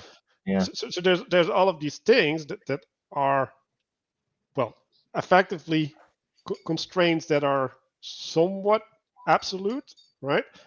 And then you have an interaction with them, right? And now you can say, well, like, if I keep this constraint constant and this constraint constant, then these other constraints, right? And then strange things happen, right? Because, like, when you have a gas and you change the pressure, right? Like, the way that the pressure affects the way that the gas is manifesting changes over the pressure, right? And so you get these strange graphs of these interactions between all of these factors. But that's a limited variable system, right? Like that. Yeah, it's actually a very. I mean, this is Vervaeke's combinatorial explosion, right? That's the whole point of pointing it out. Is just a seemingly extremely simple system becomes extraordinarily complex very quickly. I mean, to your point, you can almost think of all of thermodynamics is just a big vector map, right? Yeah. All you really need to know is the speed and direction of a thing. That's it. Right. Yeah, But and suddenly you have to know the speed and direction of the gas, which is trillions, at least, little dots of vectors. And now all of a sudden, even though you only have two variables, right, speed and direction, the mapping of it becomes literally impossible to perform, even in a very simple system. Yeah, and if you start changing these variables, right, and you start putting that into graphs, right, so now you have this multi-dimensional graph, right? Like, so how do you present that to yourself, right? So how do you get intelligibility, right? Like, there's this point where three lines come together instead of one line going forward, right? It's like, oh, that's this special point, right? And then you can say something about the point, but that's about as useful as you can get, right? Right. That's our relevance realization hardware running. It can't. It can't keep up. There's nothing there's no actual piece of information that's more relevant than any other, and that's understanding the system. So what it starts trying to do is just looking for anomalies, right? And then hyper focuses on the anomaly just because it's the only thing that stands out in the system. And then it binds itself into the anomaly as if that information is more special, even though it's irrelevant when it comes to understanding the system that you are trying to interpret. Whew. That's long, but well said. Yeah. It is the ultimate problem, right? The ultimate problem is this more information problem doesn't go away. It only gets worse. And it's really just a statement of potential. The conspiracy theory. This is what it is, right? The constant searching of the anomaly and the pattern. And when you see it, you think, oh, it must be, right? There must be meaning here. There has to be a thing. Right. That if you don't have emanation to provide the meaning, then... Right. Well, it's the assumption of rationality, right? Because look, what we're doing to people, and we shouldn't be doing this at all, like nobody should ever do this, is we're telling them that they're rational. That's lie number one. And then because they're rational, everything else must be rational. And because we can point out some rationality, like these economists, they make some really good connections, right? They're just wrong. Wait, well, the whole Bitcoin schizophrenics thing, right? as well make some really good connections. Yeah. Well, the whole Bitcoin theory was, well, Bitcoin is priced against the dollar. And it's like, no, it's not. Like, where did you get that from? Bitcoin's priced against electricity. And I have a video on this on navigating patterns. Bitcoin's priced against electricity and compute power. That's what it's priced against. It's not priced against the dollar. There's no connection to the dollar whatsoever. What are you talking about? You're a lunatic, right? And then some event comes along, right? Like a war, right? And then fear rises. Okay. All currencies, all types of currencies, all possible conceptions of currency, all possible conceptions of trade of any type are going to go down in value when uncertainty goes up. That's going to happen because currency, and I have a video on this too on my channel, right? Currency is all about the value of your potential in the future. That's what currency represents. And to some extent, all trade represents that, but currency in particular represents that more purely. And if you don't understand any of that, you're going to be like, oh, well, no, it's rational, and I'm a rational being, so I can understand the rationality behind this. And then, of course, if you don't know enough basic psychology, I call it, not this rat's nest of modern psychology, then you won't understand. Oh, fear means that people are going to have a different attitude towards trade and cooperation. There's a deep irony here as well, in that what we are accounting for with currency is potential in the future, except that the only way we can put a number to it, the only way we can actually account it is as debt. Yes. Right? That's what the potential of the future is counted in, is what is owed. It's really bizarre. There's like a sneaky little flip there, which is probably, one of many reasons that currencies are so volatile. It is interesting to think too, like when you have large scale events, you couldn't even actually see the change of a currency's value. Like you literally can't see it. If all of it rises or shrinks, yes, you can still compare it to how another currency is doing. But if all of them dropped or all of them jumped, you would it's totally invisible to you, right? It's like the fish in the water problem. Yes. Yeah, it's exactly that problem. Yeah, currency. Yeah, money's a weird one, fun one. Yeah, but a weird one. Well, and because we don't understand the core concept, but then you think you can, and I'm like, I don't think I can understand that. I don't. Here's an interesting point too. So, you're warned against worshiping mammon, right? You must choose a master. And if we then view currency, we'll assume mammon was what was, currency was at least representative of what was being referenced with that word. In some sense, you get this vision of like a call against Peter Panism, right? Worshipping potential as potential, right? And then that connects back to a world of only the emergent, right? And so am I jumping too quickly through here? Do you see how these things are connected to each other? So we just said, okay, currency is an accounting of potential, granted it's done in debt, so it's looking over its shoulder at what the potential of the future is. Then you have worship not mammon. So now it's worship not the potential of the future, right? which is an interesting call. And then you have, what does a purely emergent worldview, what does the world look like from a purely emergent worldview, right? It's, in some deep sense, always expanding into potential. That's what you're. Yeah. So, right, but it's also the emergent, right? is a point. It's a focus. It's the thing in the distance towards which you, right? It has a closing aspect to it. Yeah, but there's also, like, you can only relate to the actual, right? If you have emergence only, because you can only see the things that you've seen before. Yeah. Well, wait. Well, and that's the problem when you come across an exception to that rule, we'll call it, just for the sake of brevity.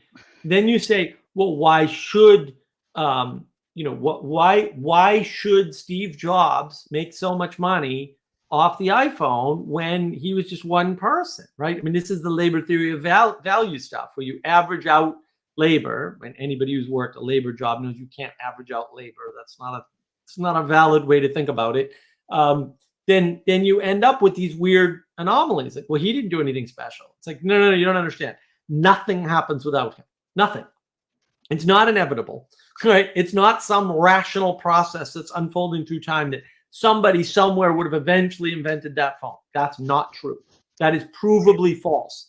Now, it could have happened, but it's provably false that it was inevitable, because there's just potential out there. And this is what we have a hard time relating to. That's why we like the certainty. But we only have that hard time relating to it because we've lost the skills. And this goes back to my argument on that I've made many times about the education system. And there's some article out there somewhere, I swear I'm going to find it, where this woman pulled together a bunch of studies and said, look, if you go to an education system that looks like first grade, where you have desks and you're doing propositional learning and the standard stuff, which I call training. I have a video on education versus training. If you do that, say in kindergarten, or worse yet, in pre-kindergarten, your outcomes for everything else are worse. In other words, the more propositionally you train somebody early on, and the earlier you train them propositionally, the worse all of their outcomes are. Like, their IQ is actually lower on average. Like, they're unable to grasp concepts, right? Because there's this participatory knowing, to give John his due, right, that you need to go through first for a long time so that you learn how to explore the world and deal with potential. And if you don't learn that, you're screwed. Right? It's learning how to learn is what you need to do first. Yes. Otherwise, well, that's proper education. Right. Yeah. Well, in my video on training versus education, or education versus training, whichever way I put the title, right? That's what I say. I say proper education is learning to learn, and what we're doing to kids is training, because there's a standard and there's a grading system. And and it's not that they took religion out of schools. They did that. It's that they took religion, some gym, some recess, some art, and some music out of schools. So it's not an assault on merely religion. It's an assault on participation with others in the world. It's an assault on learning itself. It's an assault on education. It's an attempt, to some extent, and I don't think it's deliberate, so I don't want to feed conspiracy theories, but it's an attempt to create cognitive machine. And if you feel that way, it's probably because it happened to you. And the way out is not more of the same. And one of the problems with the postmoderns is that, it's all power, right? But they don't give you a way out of that. What they say is it's all power, therefore the power should change. It's like, you haven't fixed the problem, dude. Yeah. what are you talking about? It's all power, so I need to win. Right.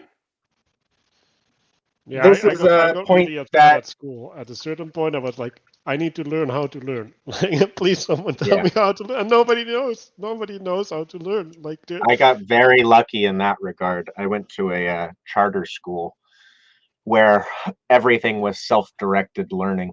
There was no classes. You went to school for 2 hours a day. You'd pick a subject that you were interested in, and then you were called to use the classic disciplines, math, science, literature, to analyze the thing that you were interested in. So you used them like lenses to investigate something that you wanted to know more about. And most kids did miserably at that school. It was not enough structure, and they were already programmed. They had already lost their curiosity. That's really what it was. And so it was just like the perfect excuse to like, oh, I go to school for 2 hours a day? Well, fuck it. I'm going to go, do the things that are fun to do. And, hell, who knows? Maybe that was good for them. But for me, it let me just like, whew, I had a great time. I taught myself calculus in 10th grade by reading the textbook and doing all the problems in it.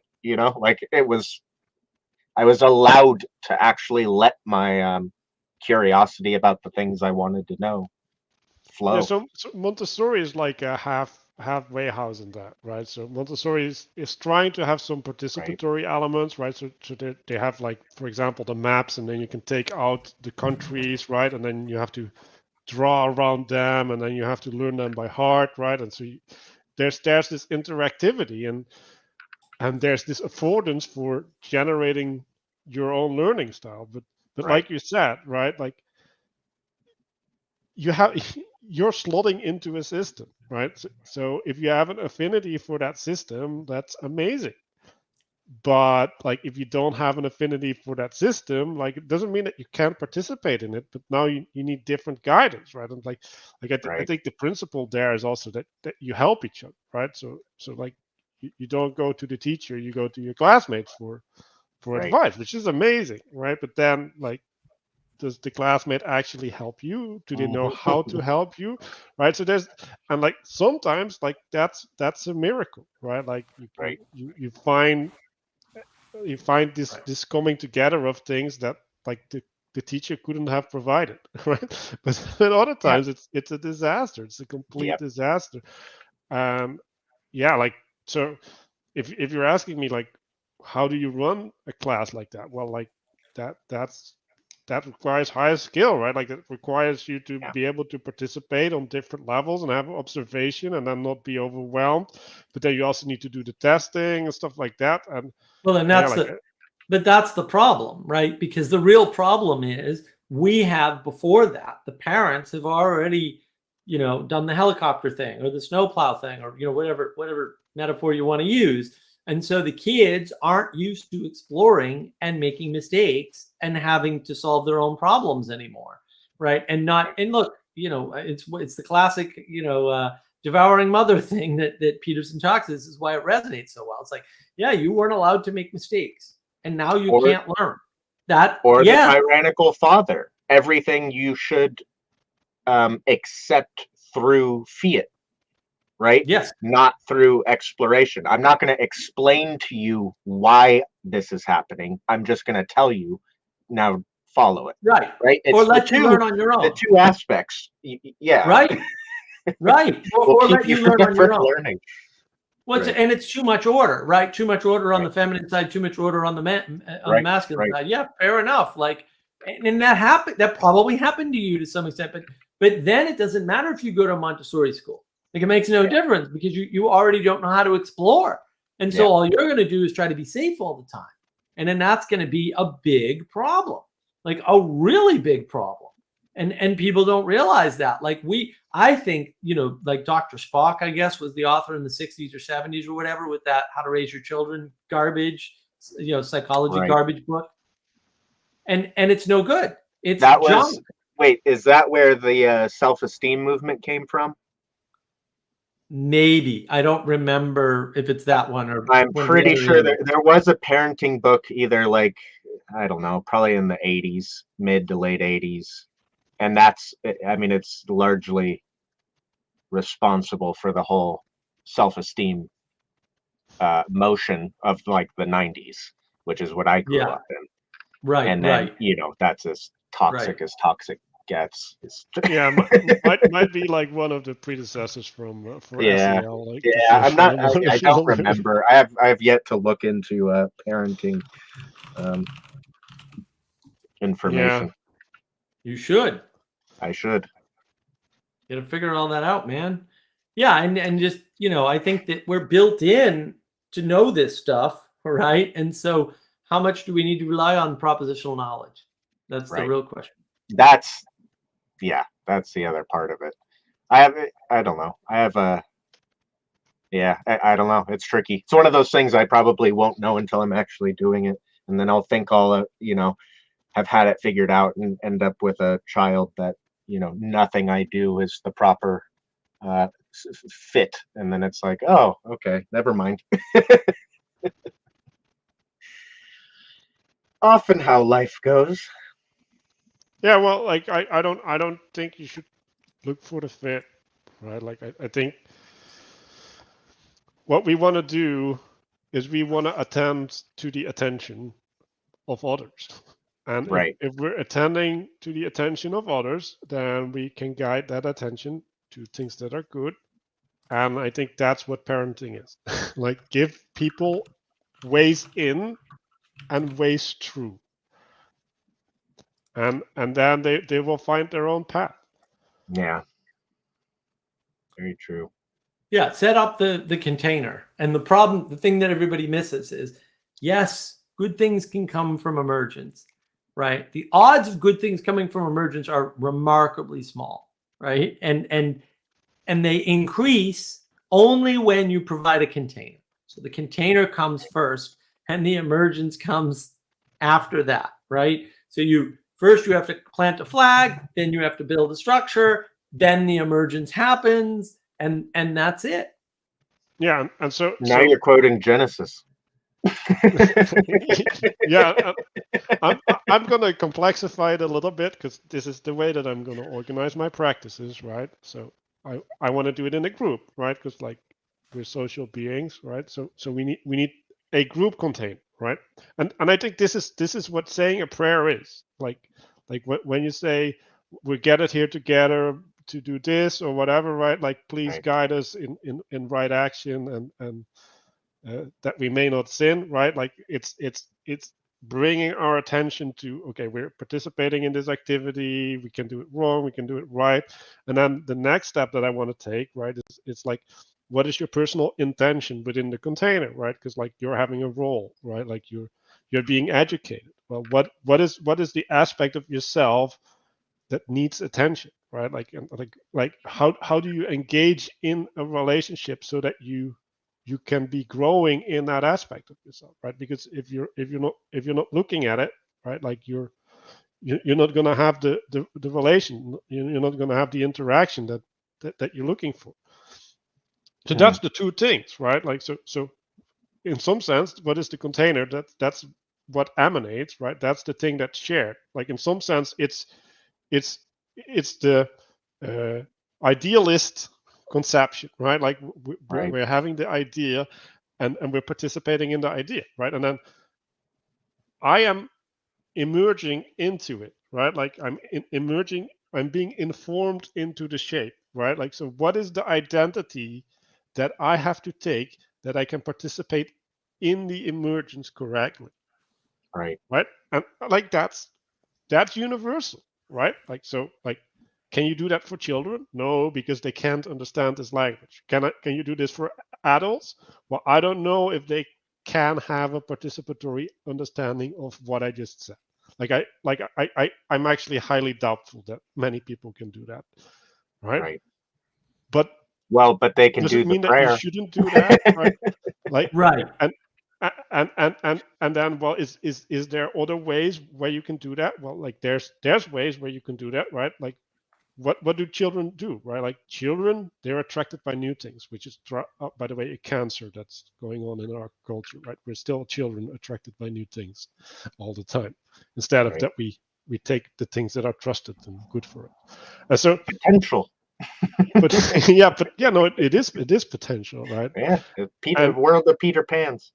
Yeah. Right. And I'm just as guilty, honestly. So how do you engage with a child? Well, you use that, right? It's like, okay, like you want potential, I'll find a way for you to have participation in this thing, right? And I'll make you recognize the potential. And like that's just what you keep doing, and then you're gonna shape. Yeah, like I don't know what it's called in English, but you have these things on the side of the horse's eyes, right? So that they only look forward. Blinders. Yeah, the blinders. Yeah.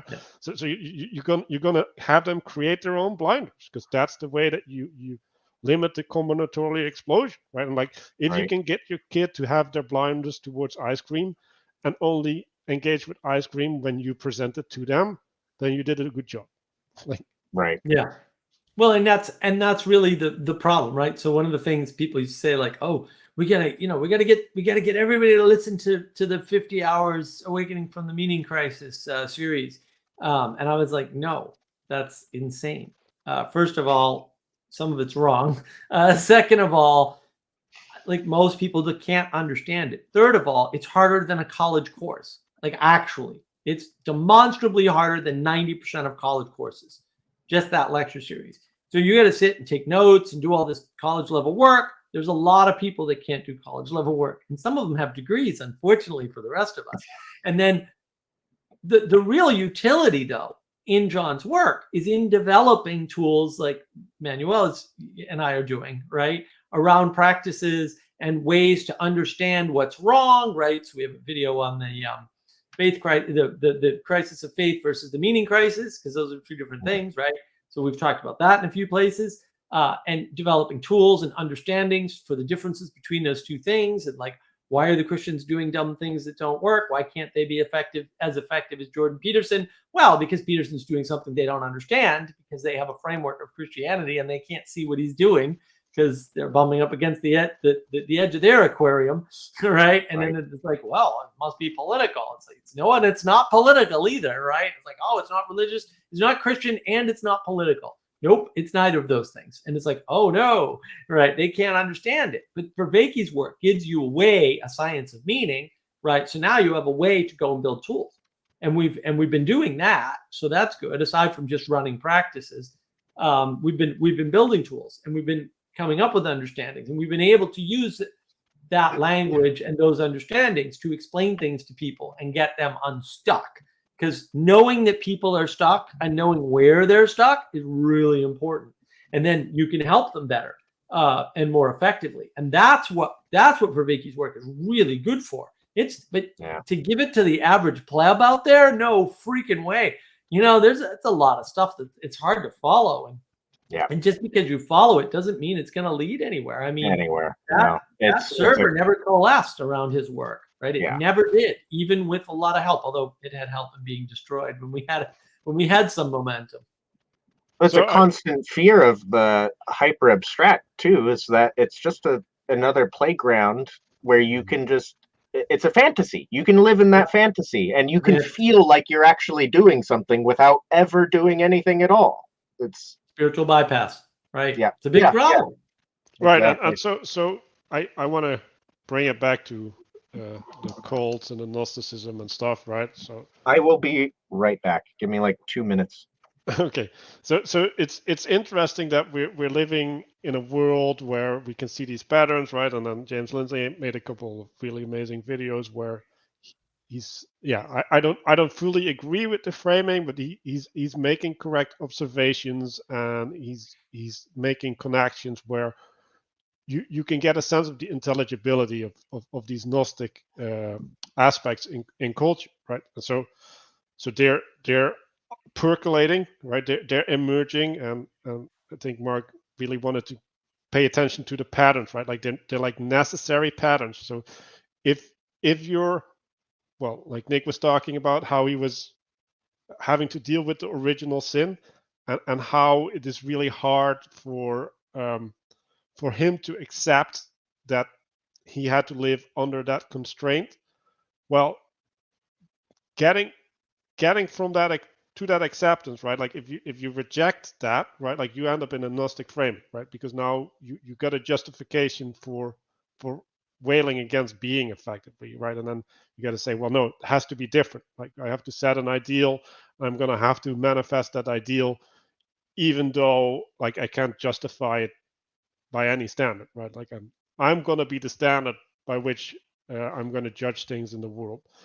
And so when we're in that framing and we see this pattern happening, and it happens on all places, right? Like it happens in the climate realm, it happens in the race realm, it happens in the economics realm, right? Like there's all of this idealism, right? We're going to create the structure, and then the structure will like make everything better, and everything will be okay. And so we see people acting out that pattern, right? We've identified that there's a fundamental resentment in some sense that's laying at the groundwork of that. Like there's a hermeneutics of suspicion, at least two things that exist outside of their framework, right? Like outside of their sorcerer circle, that are people that are trying to distract you from your cause, right? Like these people, they don't have the right forbidden knowledge, right? Like they don't have the understanding of the true workings of the world. And yeah, so we have an ideal world, right? We can identify these people. So what do we do about them? Like how do you engage with that? Like I think James Lindsay said, don't fall into the trap, right? Like so the big trap is that they come in, they present you with their framing, right? Like, okay, this is what's going on, right? So they set up the arena, and then they present the problem in the arena, right? So they do two things, right? They define the ground that you're standing on, and they define the relationship that you have upon that ground. And so yeah, he said, don't accept that. And I'm totally on board. Like, don't use the tools of your enemies. Like Peterson made that claim. This is maybe a better way of understanding that, what the tools of your enemies are, right? Like they show you the world in a certain light. And so the answer to that is you're going to have to come with an alternative, right? So I guess we can basically set two situations, right? Like one is when such a person is coming from a dominant position, right? And like, so if you're in a group of other people where the group is effectively already set on doing something, I think maybe the best thing that you can do is just run and find a better group, because like, yeah, that's going to be a rough battle, and I don't think you're going to win. And so the more interesting position is someone who's been captured by another wizard effectively, right?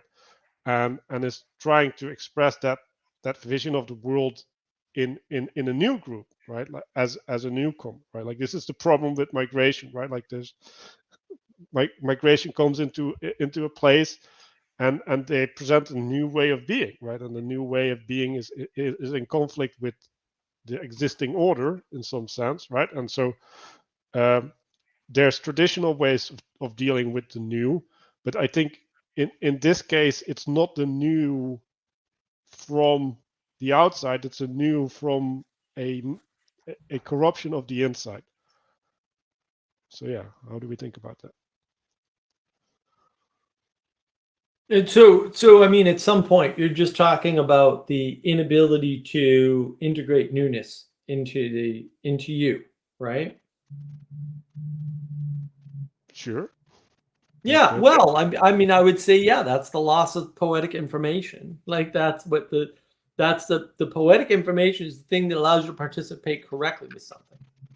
And so if your participation can't be correct because your poetic information is not available to you, or you're not acknowledging it, or you're not skilled at dealing with it, then you're never going to have true participation or right relationship.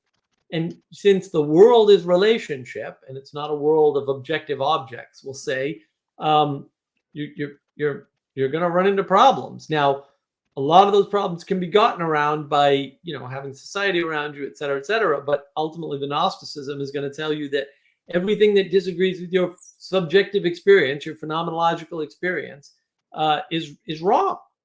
And the only thing preventing you is the thing outside you, preventing you from knowing the knowledge, right? And that's where we get stuck, because we just don't have the ability to integrate or the ability to accept, because sometimes you can integrate and sometimes you have to accept that, look, I'm never going to be a fighter pilot.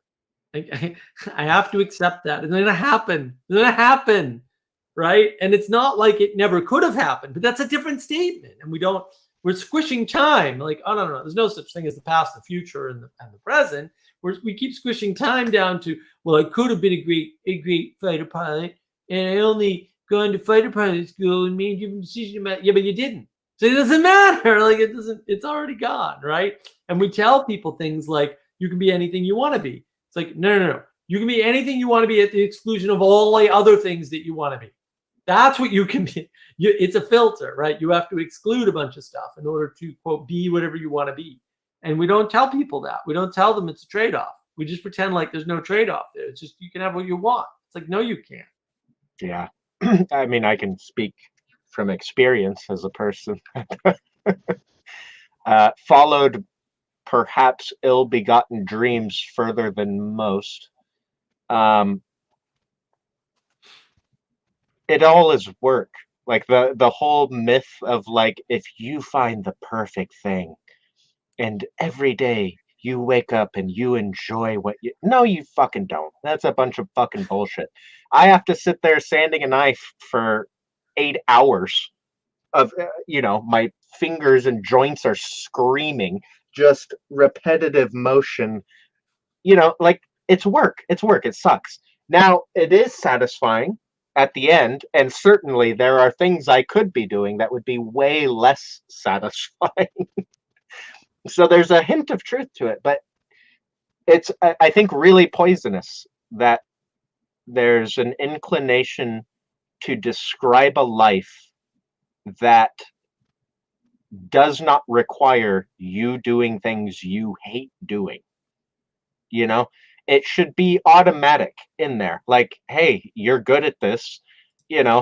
Maybe you should probably pursue it, but it's gonna suck also, and that's okay. It's that's okay. Yeah, I wrote so long, and there's a way to value, because the other part is like people have lost the sense of value that even just like my parents offered. Which is they did something they fucking hated to make sure I could have a decent life. And good for them. That costs so much. And to not, like, I don't know, we've lost the ability, or we're losing the ability to value those people and what they offered and where their priorities were placed, because it's the same thing as the knives.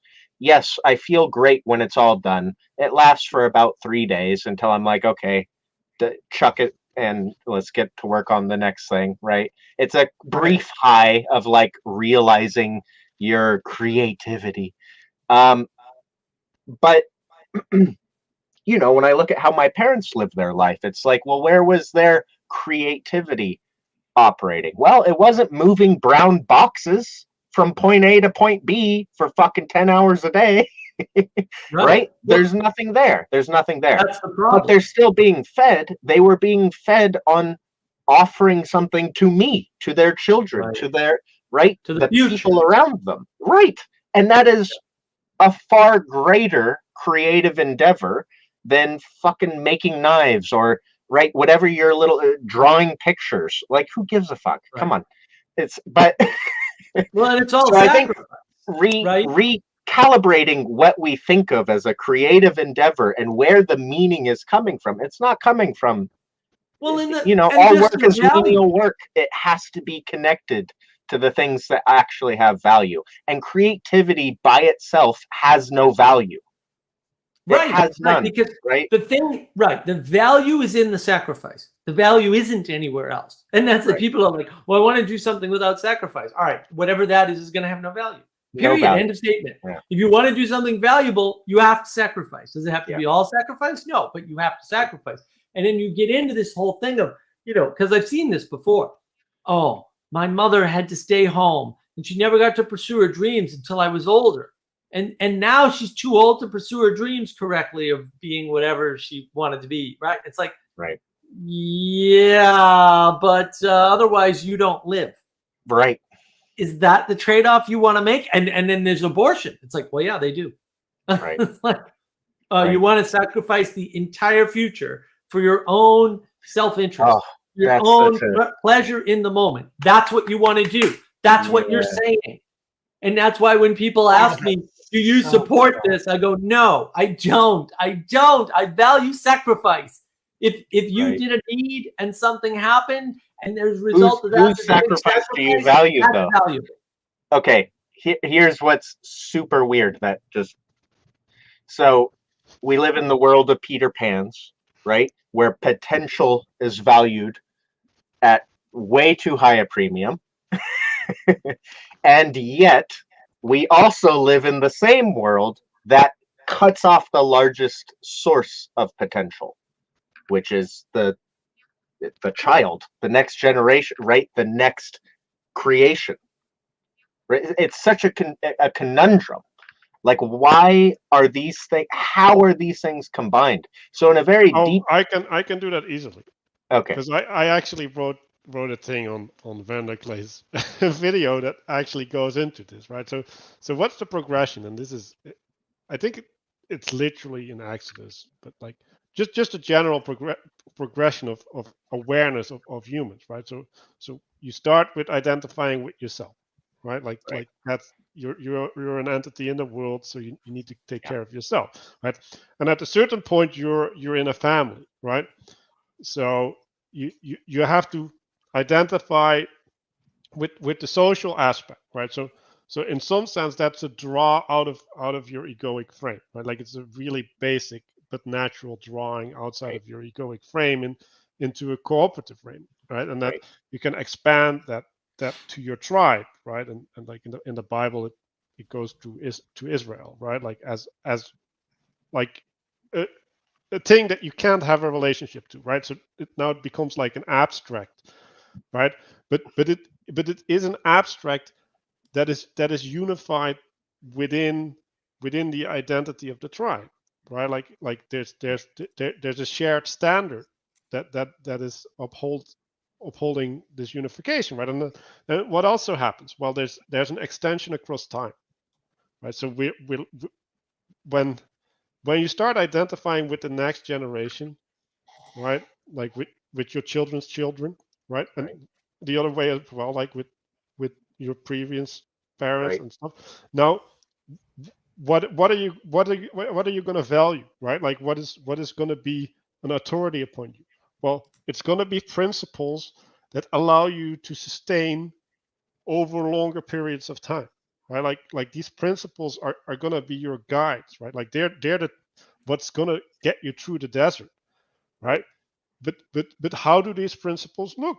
Well, these principles are going to be unique to you, right? And they're going to be localized. They're going to be specific aspects because you only have access to the limited intelligibility, right? And so now you get the gods, right? You get multiple of them, right? And like you're going to need this one in this situation, you're going to need this one in the other situation. So you kind of need to like appease both of them, right? And then like you can make whatever system you want, right? And then I think the thing that happened within Christianity or just in monotheism as such, right, is not only we have an expansion in time, but now we also have an expansion in co-identification across humanity, right? So you're still in a tribe that is in conflict with the other tribe because like you're in some sense competing for resources, but you're also unified on a higher plane, right? And so that shared unity and now what does that do to your conception of self, right? Like now you need to start thinking outside of war, right? Or at least outside of war that is extermination, right? Like you need to find a reciprocal nature of self and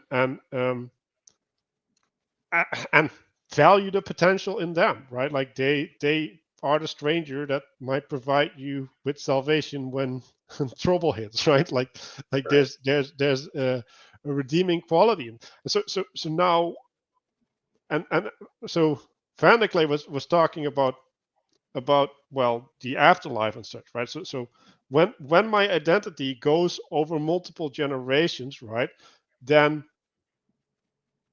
well, how do I live on, right? Like I live on in the capacity of my family to get descendants, right? If you're relating to humanity as such, right? Like, how do you live on in humanity as such, right? Like in an altruistic manner, effectively, right? You live on in the capacity of humanity to manifest the ideal, which is goodness, right? So your eternality is given by the stamp that you put on that project, in fact. And so if we go back to the dilemma that you were talking about, right? It's like why do we value money or potential, right? Like, but it's a hedonistic valuing, right? Like the valuing is 3 years into the future, right? Like it's like past Right. 3 years into the future, like your predictions are going to be useless, right? Like Right. you Well, and can't do that. It's bound in a primitive sense of your own ego, right? It's at an early developmental stage. It's like before the child has realized the family. It's just a child, right? And everything's feeding the child. Yes. Yeah, but extremely ironic given how it plays itself out. Yeah, but you can still have that pattern on the level of the family, right? Because what is the family doing? Well, it needs to take care of the family, right? And everything else is alien and a threat. Right. But it's not, because there's this relationship of intimacy where it's figuring out how to resolve these conflicts or accept them. Like, oh, okay, parents are going to have to starve to feed the child, because that happens, right? Oh, okay, we're going to have to not have date night this week because we need to take the kid to the doctor. Like, there's all of these trade-offs and acceptances happening. Like, oh, we're going to miss the once in a lifetime event because the kid's sick. Like, yeah, these things all happen, right? And just what's changed in your salience landscape is what you're holding up as important. But the wisdom is in knowing when it's parasitic. When am I parasitic upon the family? And I think the problem with development is, if you look at the knowledge engine model, where we have 2 types of knowledge, and you think that maybe it's possible that cognition is limited and it's not the same for every person. I mean, I think that's sort of obvious, else evolution wouldn't be true. But also I look around and some people are dumb and some people are less dumb and whatever, right? So if you think that, though, and you put all your cognitive power into the particular knowledge, you're automatically, unconsciously even, privileging propositions and procedures over participation and poetics. And that looks like autism. Whether it's actual autism or not, or whether you want to go with cause, it doesn't matter. It's going to come across as autism, right? Because you're not participating properly with the world. You're in a proper relationship with other people, and that causes a problem. That's why I don't like terms like neurodivergent. Like, how, it doesn't make any sense. Like, what's the standard by which you're judging the divergence? Yeah, you don't have one, and you can't have one, and that's silly, because there's too much irregularity already, right? Like, neurology is already spread out too much. There's no average. You already have a lot of data sets. I mean, you have a different problem, even if you can average it, which is to say, just because the majority of things are in one way does not mean that's how they should be. Right. Well, that's one of the orders. I mean, one of the interesting things is Vervaeke and Peterson and Peugeot were talking, and I think they outlined 3 orders: the narrative order, the normative order, and the nomological order. And it's like, oh, okay, right? And you're going for the normative order, where most people do this, and therefore that's a type of order, and therefore we can do that. Well, fair enough, and that's what wokeism is, right? If we can get everybody on board with our crazy cults, which is really just following a religious pattern that's broken, right? And I have a video on the 3 great religions of today, which is somewhat tongue-in-cheek, right? If we can just get everybody on board, it'll work. And it's like, well, there is a normative order, but I think it's subservient to the narrative order. And there is a nomological order, but I think it's subservient to the narrative order. No, by the way, I think the narrative order is a servant of emanation, right? And so not mere archetypes and archetypal patterns, but there's an actual emanation out there, right? Because we're still contained by this thing called creation. And that's why you need a sense of creation and of being is good. And it can't be the Big Bang. Because the Big Bang is not a sense of creation. It's a propositional statement of how things unfolded over time using some mathematical model that fails at right after or right before the event. Right. It just starts to fail. Necessarily. Yeah, it's supposed to. Right. It's designed that way.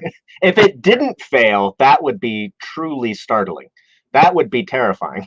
Then would be God. And well, right. Well, and Gödel's incomplete, like so many other things start to gain the explanation of that first microsecond, you lose everything.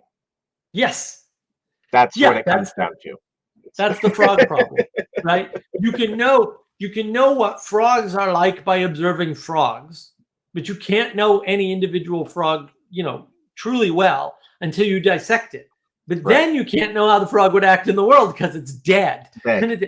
And that is, I told this to Vanderklay once. I said, Paul, the problem isn't that it's turtles all the way down. It's Gödel's all the way down. It's Gödel's incompleteness theorem all the way down. All the way down. Yeah.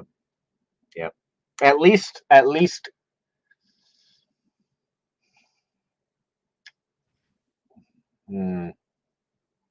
The problem is that you can have a complete system if it's paradoxical. Right. And I would I would say, this is what we do every single time we make any category. Yes. Any category. We are performing a magic trick of bridging across a totally unsolvable paradox, and we do it so intuitively, instantaneously, with no cognitive dissonance or problems whatsoever. We're performing a magic trick every single time we think that there is a unity anywhere, right? Yes.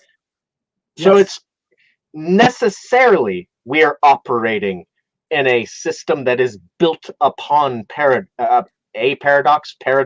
I'm not quite sure how to. Or the gap, right? Like, what are we standing on to bring heaven and earth together? We're standing in the middle of the Izot gap. We are the bridge across the Izot gap. There is no other bridge. It's not science. It's not math. It's not good feelings and good thoughts. It's not purple talking unicorns that make rainbows, as much as that's my big dream, right? It's not any of those things. It's one of the ironies of materialism as a concept, is that it constantly seems to forget that the thing creating materialism is itself a part of the creation.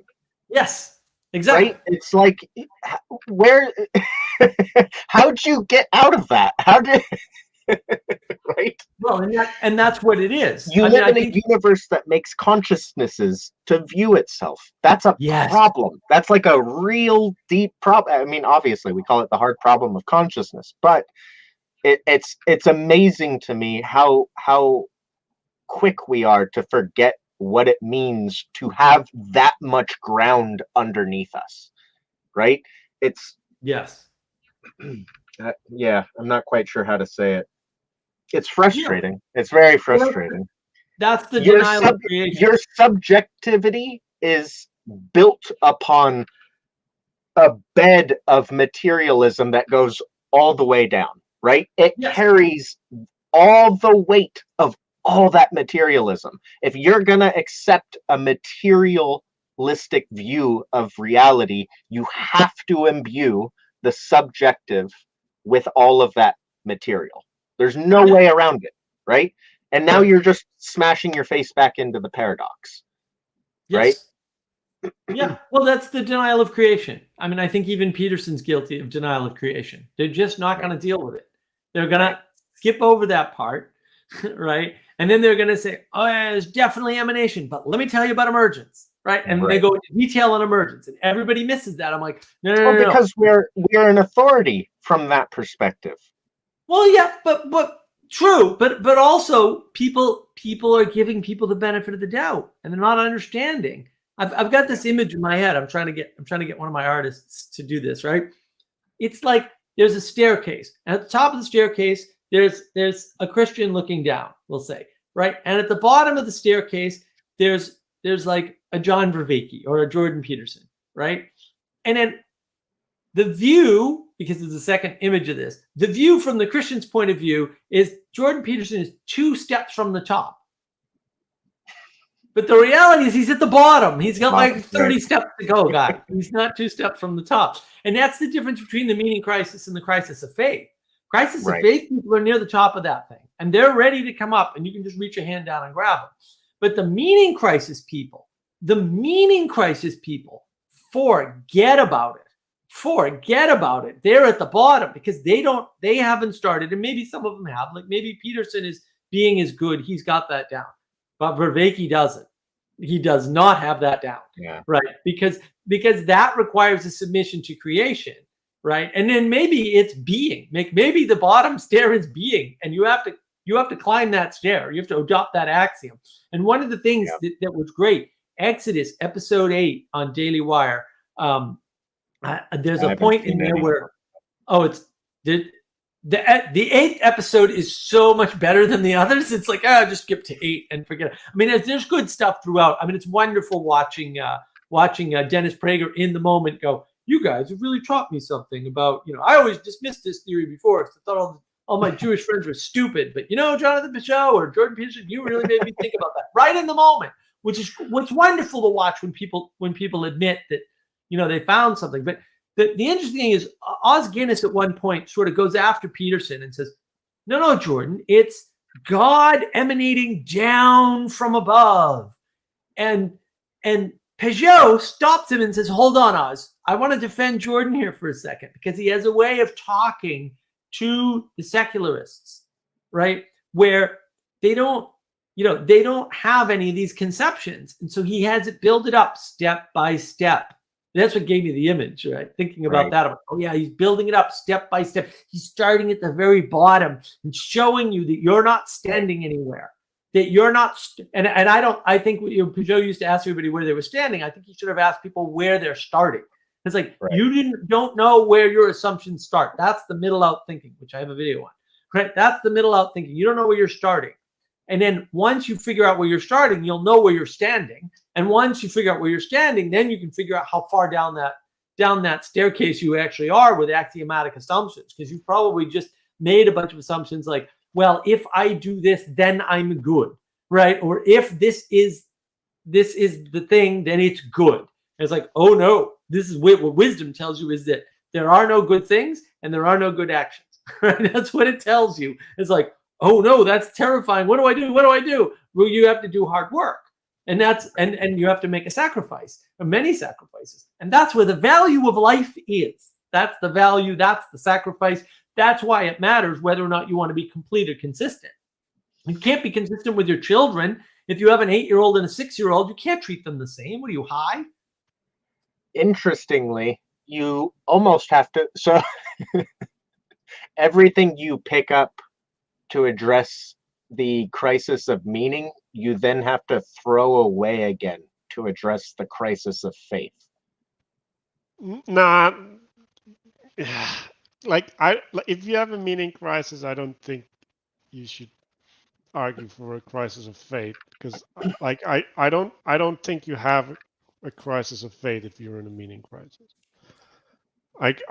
So I had a conversation, and at a certain point, I wanted to have the guy recognize emanation because I mentioned it a couple times, right? But he flat out ignored it and went his own path. And at a certain point, I was why don't you engage with this? And then he said, well, so on the top is God, and I'm like, no, we can start low, right?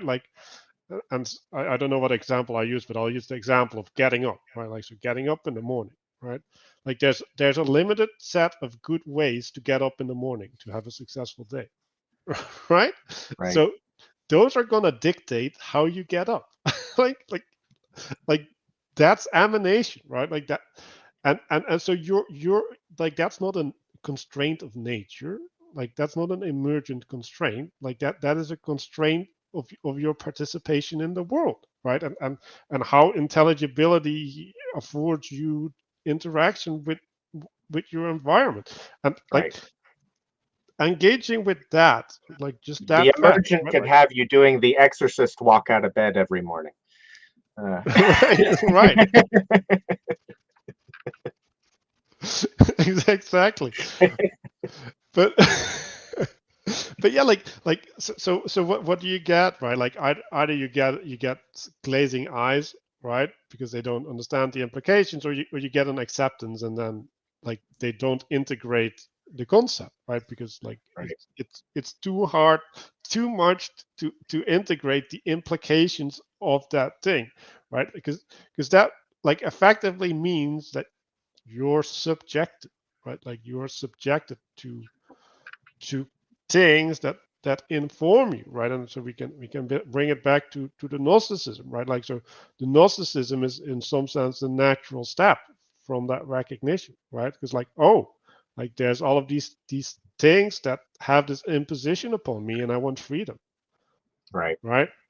And I'm gonna have freedom through rebellion, not freedom through submission, right? And so yeah, like what yeah. Wait. How do we get here? Oh, why is, what were you trying to hit on when separating the meaning crisis from a crisis of faith? Why are the tools you pick up to address the meaning crisis not then thrown back away to address a crisis of faith? Well, the difference is that the crisis of faith happens when somebody is, we'll say, traumatized late enough in life out of their Christianity. So we'll say 18 to 25 and up, right? Or somewhere in that space, right? What happens is they had faith. They had all the symbolism.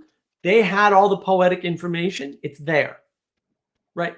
Now, the materialism sneaks in, and it's everywhere. It's all over the churches. This is why the modernity frame is so dangerous. Because if you think it's modernity, the church is definitely the solution because it moves more slowly. But if it's not modernity and it's materialism, and the materialism is already in the church isn't going to solve it, right? Because you have to attack the right problem. So the materialism sneaks in, and then it tells you, no. The best way to know the world, because you can know it with a level of certainty through accuracy and precision, right? Notice all the science, right? You can do all this. The best way to know the world is actually through propositions and procedures. You can explain everything that way. Economics, politics, everything. You can everything that way. And look at all the power that has. And it has a lot of predictive power. There's no question about it, right? And then you go, well, wait a minute. This God thing, there's no certainty there. I can't know the mind of God, right? That's a heresy. Fair enough. What am I going to do? What am I going to do? All right, I'm out of here. I'm out. I'm not doing this church thing anymore. I'm done, right? Contrast that with people who have never had faith. They've never understood symbolism. So you look at somebody like Vervaeke, and he doesn't get it. Like Vervaeke does this talk with Jacob Kashir, and Jacob Kashir says, so there I am trapped in the middle of Athens, Greece, during COVID.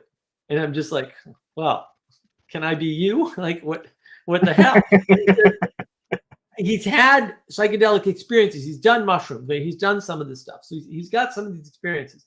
And he's still in a meaning crisis, right? He goes to the Orthodox Church, the Greek Orthodox Church in Athens. It's just like, can't even imagine how awesome that must be, right? And he says, I see all this stuff. And like, it's there, right? It's shiny, it's exemplified, it's there. He says, but then I leave the church and suddenly I see this stuff in the world. So the patterns that are exemplified in the church appear in the world, and all of a sudden the connection happens, right? There's no drugs involved. You don't need them. And then bang, now all of a sudden, like, something happens. But the problem is that Vervaeke doesn't take that seriously enough, right? Like, first, it means you don't need the drugs. That's kind of important. Second, the drugs don't work because they didn't, right? But the other thing that it means is that gaining that symbolic understanding of the world by having it highlighted in the church, that's the poetic information. That's the thing that connects the world in a way to make it rational to you, to make it make sense. Like, that's the magic. The poetic information is the thing that allows you to co-manifest and co-create meaning in the world. with the world, with yourself, and with others. That's what does it. You can't do it using procedures. If I just come up to you and I go, hello, Nick, nice to meet you. My name is Mark. It just doesn't have the same juice. Right. Like, it's just, that's the procedural way of doing it. And look, you have to bootstrap things with procedures. Yeah. You have to fake it until you make it, right? You have to go through the motions until you kind of figure it out, right? That's like, how do you learn to ride a bike, right? If I tell you balance, that's absurd. If you can stand up, you can balance. Why are you telling somebody to balance? It's dumb, right? And yet, you're putting someone's attention somewhere. And the world, as Jonathan Peugeot likes to say, is attention. And that works. So the propositions, right, and the procedure of just riding a bike over and over again. And eventually you just start riding a bike. It's pure magic, right? It's pure, like Zeno's paradox says riding a bike is impossible, right? Learning to ride a bike is impossible because if you try to use materialism, which is propositions and procedures, to understand how humans ride bikes, you can't. It doesn't work. You can read papers about why it doesn't work. We know it doesn't work. You can think about it for 10 seconds. It can't work. There's no possible way to understand how people come to ride a bike by propositions and procedures. It's the classic. We don't appreciate that. No, you could write 1 million pages on the color red, and it will never offer the experience of the color red. Right. It's the same. It's the same problem. Same problem. And yet there is a normative color red. Right. It's not precise and it's not accurate, but it is more than adequate for us to cooperate. And that's what, like, when you're not focused on the relationship, can I make this relationship work? Let's suppose you're going out with somebody and you're like, can I make this relationship work? That's not, I'm looking for the perfect partner. That's which trade-offs. Oh my goodness, she chews her food loudly. Like, what am I going to do? That really bothers me. Right? It's like, oh no, right? Like, oh no, if you want perfection, you're screwed. But you know, you don't get that. What this is one that I always try and say, what you're looking for is none of that. What you're looking for is a system, a relationship with that person by which you may mutually shape each other. Because no matter where you start, if the system is aligned, you will move closer, even if you start from very far apart. Rule 10, beyond order. Take care of your relationships, basically, right? And Peterson goes into this. It's something that Manuel and I had talked about before his book came out, which was the thing you're submitted to in a relationship is not your wife or your husband. It's not the other person. Yeah, right. It's the relationship. Yeah. Is the relationship. It's the container. And then, to your point, you're both moving towards the thing. Because, look, you want to get in a relationship? Really? You're a useless, idiotic slob of a human being. Okay? You're a nothing. Okay? The purpose of the relationship is to make you different and better. Right. And when you're different and better, maybe you can put up with the loud chewing. I don't know. I have no idea. But you need to be able to understand that in order to embark upon that journey and make that work. And that is a submission to something outside yourself because you're a useless, idiotic slob of a human being. You're so incomplete and inadequate. It's a wonder anybody will even speak to you, you muppet. And in a real sense, right? Because we have this essentialism that permeates our culture and understanding that makes it seem like everyone's a jigsaw puzzle and either they fit together or they don't. I think it's a lot more like Greek hero, his boat. Do you know what I'm talking about? There's a thought experiment, which is Theseus' ship. Yes. You want the relationship that is is the ship, right? Well, that's ironic. Relationship, yeah. The relating ship. Wait, right? Yes. Where it holds the identity, even as every part upon it is replaced. Yes. Right. That's what that's the mutual shaping. It carries you through any change to the point where everything could be replaced and you still recognize it as the thing, you know? Yeah, exactly. And that's the problem. We have no reasonable appreciation of any of this because we're too busy believing that we're rational and that the world is rational. And because we're rational creatures, we can understand the world rationally. And that only takes you so far because rationality, logic, and reason only work within a framework. And that framework, whatever framework you define, is fundamentally religious. That is the definition of religion. And if you believe you do not have a religion, one will be provided to you without your knowledge or consent. And that sort of explains what's going on nowadays because it's still the culture all the way around. And that's where the problem is. So I think thesis-ship is actually related to like what is the identity that you hold on to, right? So if you want to hold on to a spiritual identity, right, which is what most things are, right? Like because or a relational identity, yeah, like most things, like it doesn't matter whether you worship a statue and like what the shape of the statue is, because like it's pointing at, it's affording a relationship, right? So when we're talking about a ship, right, like what when we're talking about naming a specific thing, right, like the reason that we name it is that we can have a shared relationship to it, right? So we're in some sense in the idealism, right?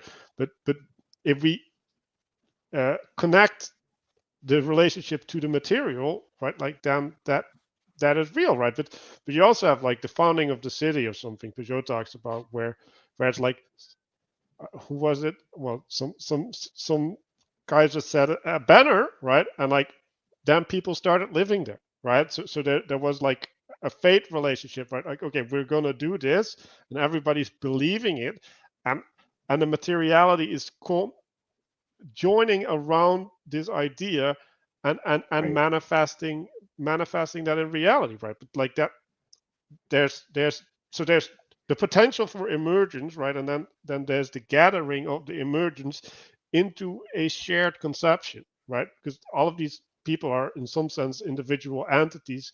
Like it's not that the army like got them out and well, maybe also that happened, but like in general, like they're looking for a furthering of themselves, and they find a furthering of themselves in the shared project. And yeah, I want to connect this a little bit to Vervaeke, because I was thinking about Vervaeke and his spiritual experiences, right? And he kind of said like I've had all of the experiences, right? And like I think he was referencing most of the meditative things, right? Like I got all of these states, and I'm just thinking, it's like, okay, like I believe him, right? Like I believe that he's gone through all of them, but does that mean that he gained the insight? Because like we three agreed that he's missing a bunch of things. So it's like, okay, so what's the value of these experiences at this point, right? Like this, like there has to be a connection to the emanation or something, right? If the framing of the experience doesn't connect to participation in the world, and in some sense, and this is the thing I'm starting to believe more and more and more, is like, no, like you need certain framing to have certain experiences. Like if you don't have the framing, like they're inaccessible, right? By definition, an experience is relational. You can't have an experience of just right. It's always in the context of how the relation is occurring. So of course, you need certain contexts. I mean, it's literally half of the experience itself. Now that's troubling because it means we lack a tremendous amount of control. And again, we cycle back into faith and we cycle back into wisdom, and we right. Well, you can hear the problem. But Vervaeke is arguing for a state of no-thingness, right? So he's actually arguing for a contextless state. That state should give you a bunch of affordances, right? No, that's not true, though. Because that definition, the no-thingness, is an apophatic category. It achieves its relationality through the thingness. Right. right? It's not a state. Context is in contrast to thingness. Yeah, it's not a state that can possibly even be contemplated. Like this is one of the right. It's like the determinism argument. Oh, it must be determinism all the way down. It's like you couldn't come up with the concept of determinism if you didn't have free will. Full stop. Right. It's that simple. Like that's the counter argument to determinism, right? And people get confused because they think free will means free to do whatever I want, whenever I want, wherever I want, right, however I want. It's like that's not what free will means, right? And also determinism, they sort of water that down, right, to make it work, because it obviously doesn't actually work in the real world, no matter how many times Sam Harris insists that it does, right?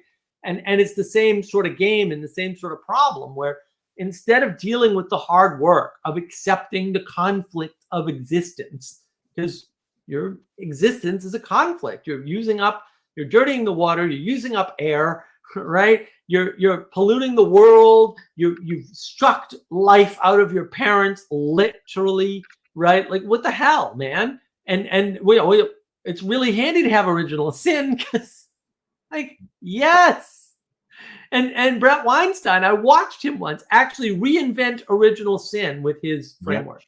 And I just sat there like, this is so hysterical. He doesn't even realize he did it because it's inevitable when you observe the world that is the way the world is.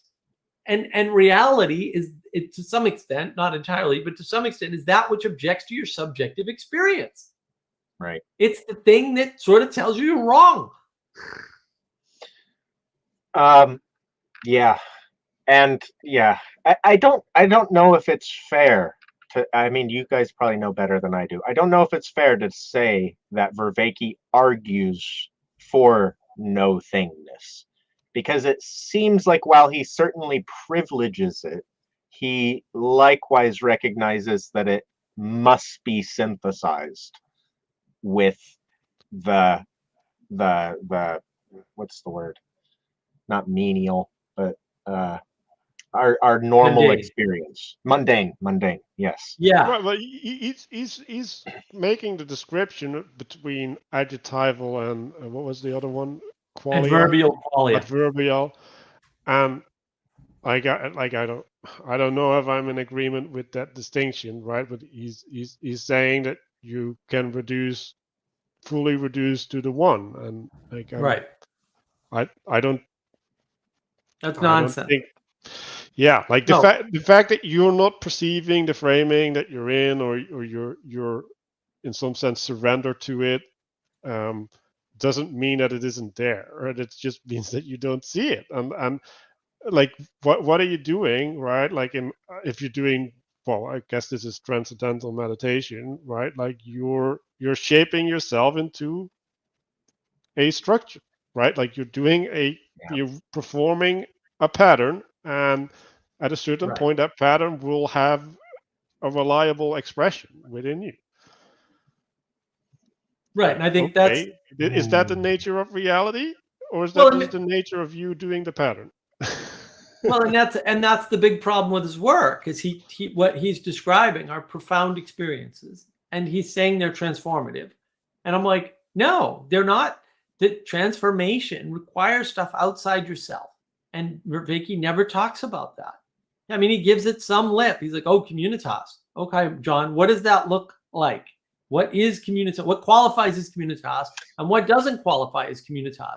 Because I need other people to transform. He does give lip service to agape as well. I actually wonder, how does he tie the no thingness with agape? Right, I don't. An interesting question.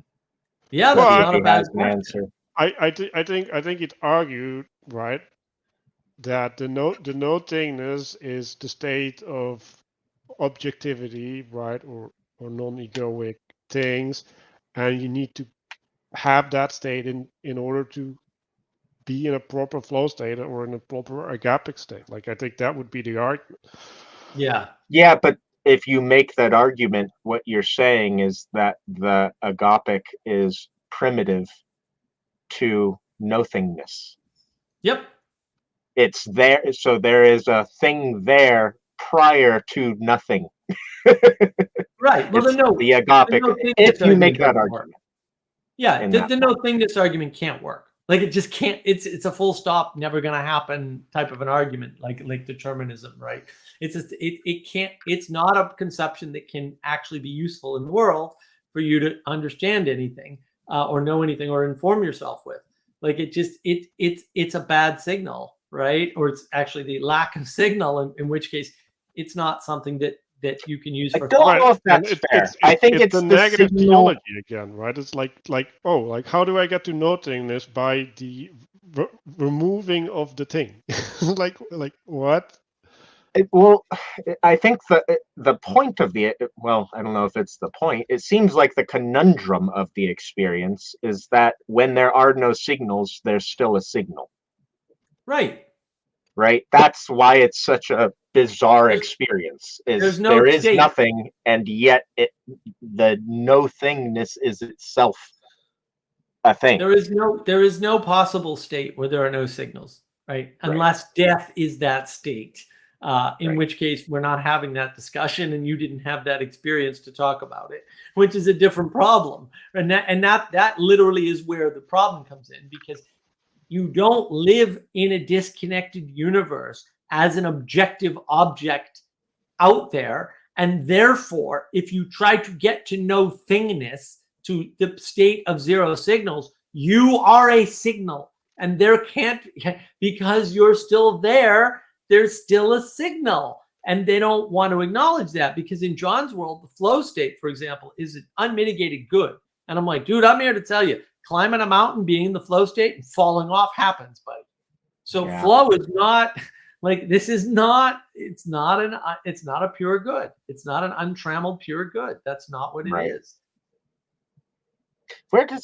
I know he's made the argument, where does he get good, truth, and beauty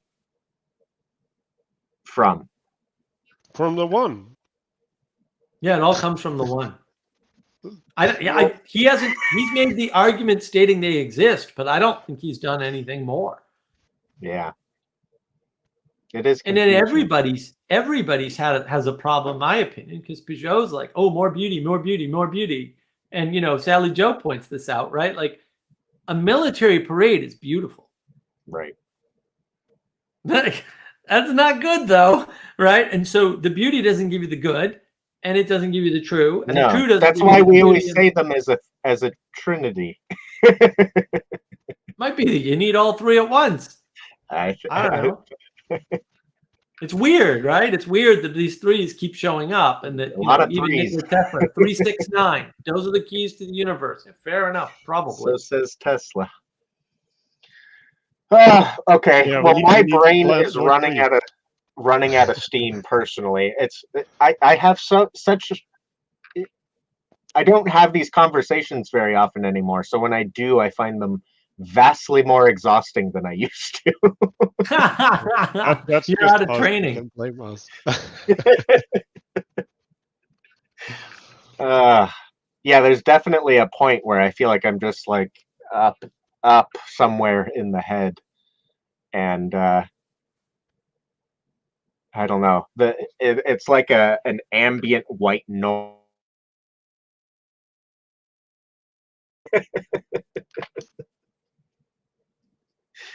But yeah, we should do this again. I think I'm probably gonna disappear here.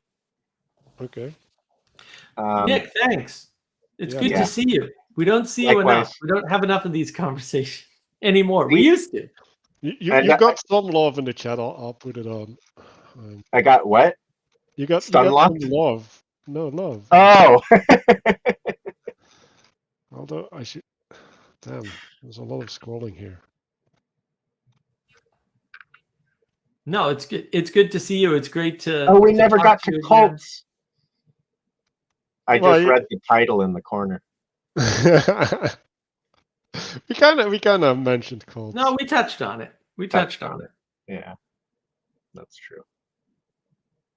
We did. But no, I really appreciate you taking the time and having a chat and all that, because we miss you, man. We definitely likewise. Miss you. I'm always here. I'm open to invitations. I'm trying to focus on other areas of my life quite heavily at the moment, so I spend less ambient time in the space, but I always greatly enjoy it, and it's always super fun talking to both of you. So anytime. The feeling is I would say I'll try and pop in more, but I say that every time and then I don't, so I feel like I'm just lying to make it feel better. But that's okay. We'll do it. We'll schedule another one of these, and we'll find some more topics to talk about. Maybe we'll continue some of the themes here, because it's so rich, right? We're in a very target-rich environment for discussion, for better or for worse. Very true. Yep. And we'll drag you by your hair until you lose it. Well, there's plenty to grab onto for now. Yeah. Okay. Yeah. I don't know if I will find this thing, but I want to. Yeah. Someone want to answer some of these questions, but I don't want to hold you up, Nick. If you want to jump off, we can answer questions without you. I can do a few questions. I can try at least. All right. So we've got Lynn, our good friend Lynn here. Is there a component to emptying one out, Jesus, empty cup, or dissolving your shadow? And I would classify that as two sort of separate questions, but you want to have a shot at it, Nick? Yeah, I was actually thinking about this just at the end of our conversation here when it comes to the apophatic theology or moving towards the ground of being. I absolutely view it as that's the taking the pickaxe to your cave, right? Like you gotta open up somehow that tunnel shape again. And I do think it is an extremely important ability to be able to move between those two states. So, you cannot, right? The classic cheesy saying, you can't fill a cup that's already full. And you really do have to, at least in my experiences, drain yourself of your, in my case, it was forced upon me, or rather the choice was become a psychopath or, humble myself. Like it was one or the other. Like I'm either going to be schizophrenic or I'm going to submit. And so it was, and then I chose to submit, thankfully. And, but it very much, dissolving the self is important. It's just not an end into itself, right? There's a purpose to it. And part of the cycle. And as long as you keep it part of a cycle and realize it's not some end state that's necessarily achievable, and is also an ideal that you probably will never reach. Never reach. Yeah. And you need a way to have never reaching it be a good thing. Not only an okay thing, but a good thing. Acceptance. Well, that's the acceptance of the conflict. There's a conflict in the ideal in that you're probably never going to reach it. And you have to accept that and still strive for it as though it's not acceptable to you, right? And that's the hard part. Even delight in it, right? Yeah. I mean, you got to be careful with that because you can go turn the struggle into joy. Otherwise, it turns into suffering. So it's your struggle. The struggle is there. You can make it joy or suffering. That's kind of up to you. So I want to connect it to flushing the toilet, actually, right? So you have your shit there, right? And you want to get rid of your shit, right? And like there's this big release. Toilets are tunnels. And there's this flow, right? And in some sense that flow is emptying outside of your house, right? So it's moving to nothingness in some sense, right? It's moving to everythingness, better said, I think, than nothingness, right? Just be careful where you're swimming at the beach later that day, because it might come back to you. Right, and so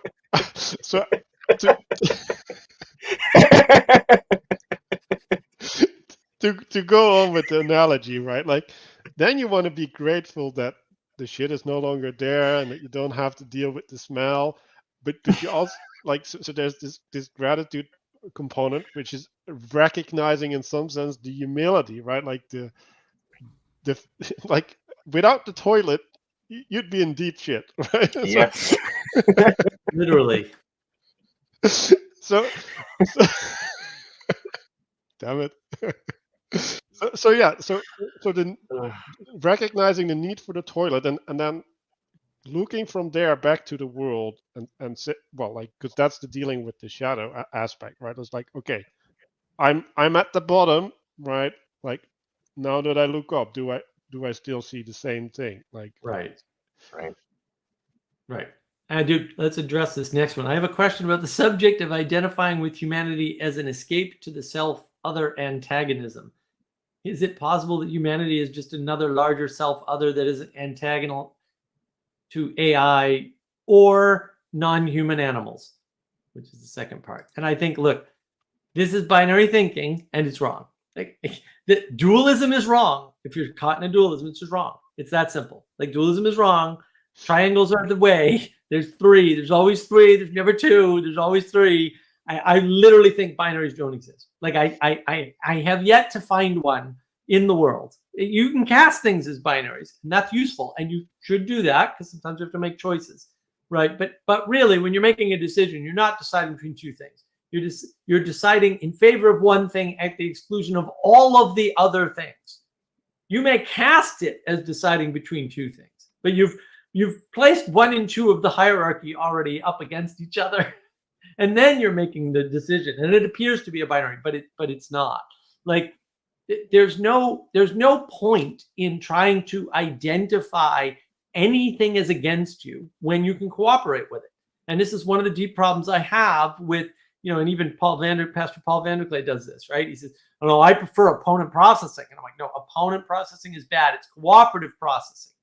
Why? Because if it's opponent processing, there's a plane, and you're fighting over that plane, and one of you has to win and one of you has to lose.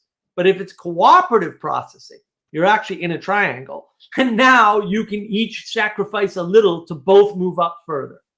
Right. And that lifts you out of the two-dimensional trap of binary thinking and into the three-dimensional world of awe and wonder. Yeah, and that's the difference. And I want to argue that, like, you can keep the perspective of the bottom of the triangle, right? And from that position, it's a sacrifice, right?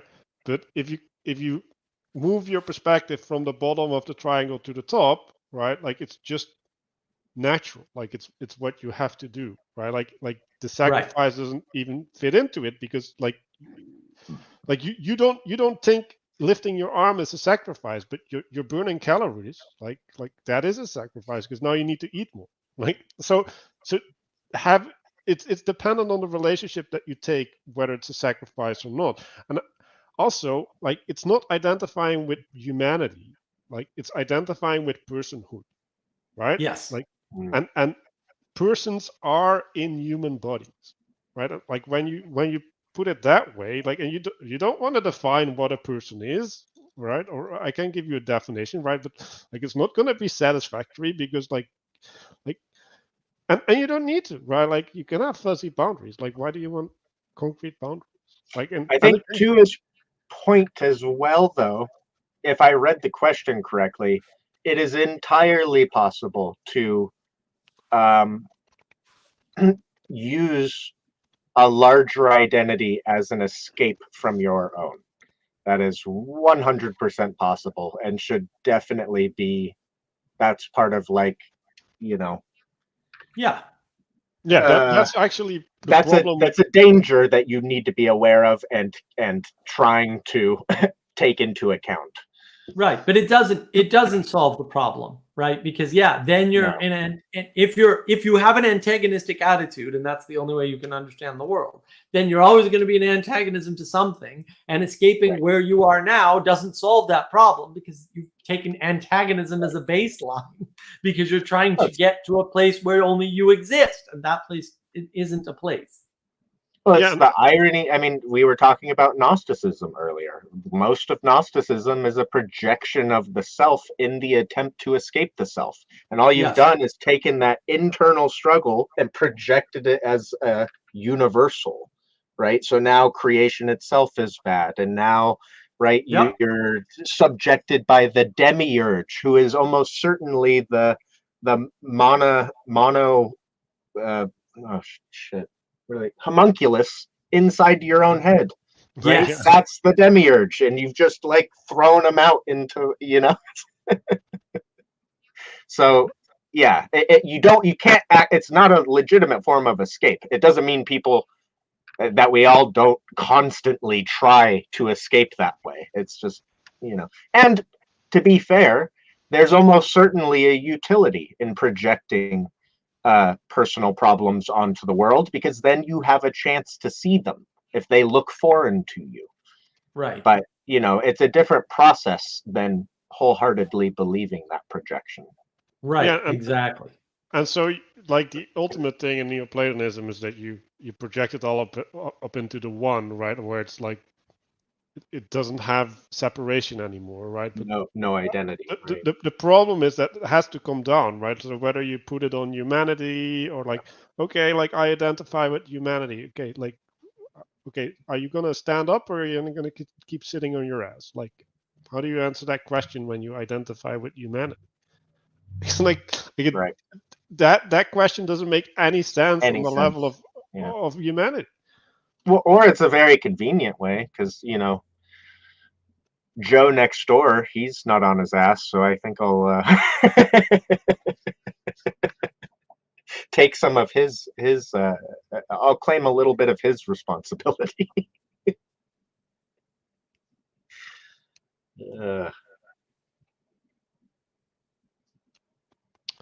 All right. Yeah, do we have something else that we want to put up? Yeah, we can put this up. The way I see it, antagonism emerges from zero-sum games. As an example, there was a zero-sum game of the surface area of the Earth. Maybe absent this limit, there would be no America or China. Well, yeah, there would be no countries, but there will also be no us, because there would be no place for us. And so, like, this is the problem with bad framing.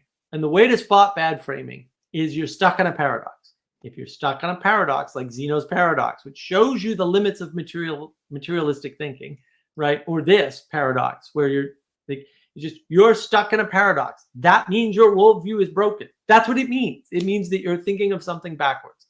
The way to think about it is that zero-sum games are created by closed world systems. All closed world systems are zero-sum games. So the minute you find yourself in a zero-sum game, you've created a closed system. We don't live in a closed system.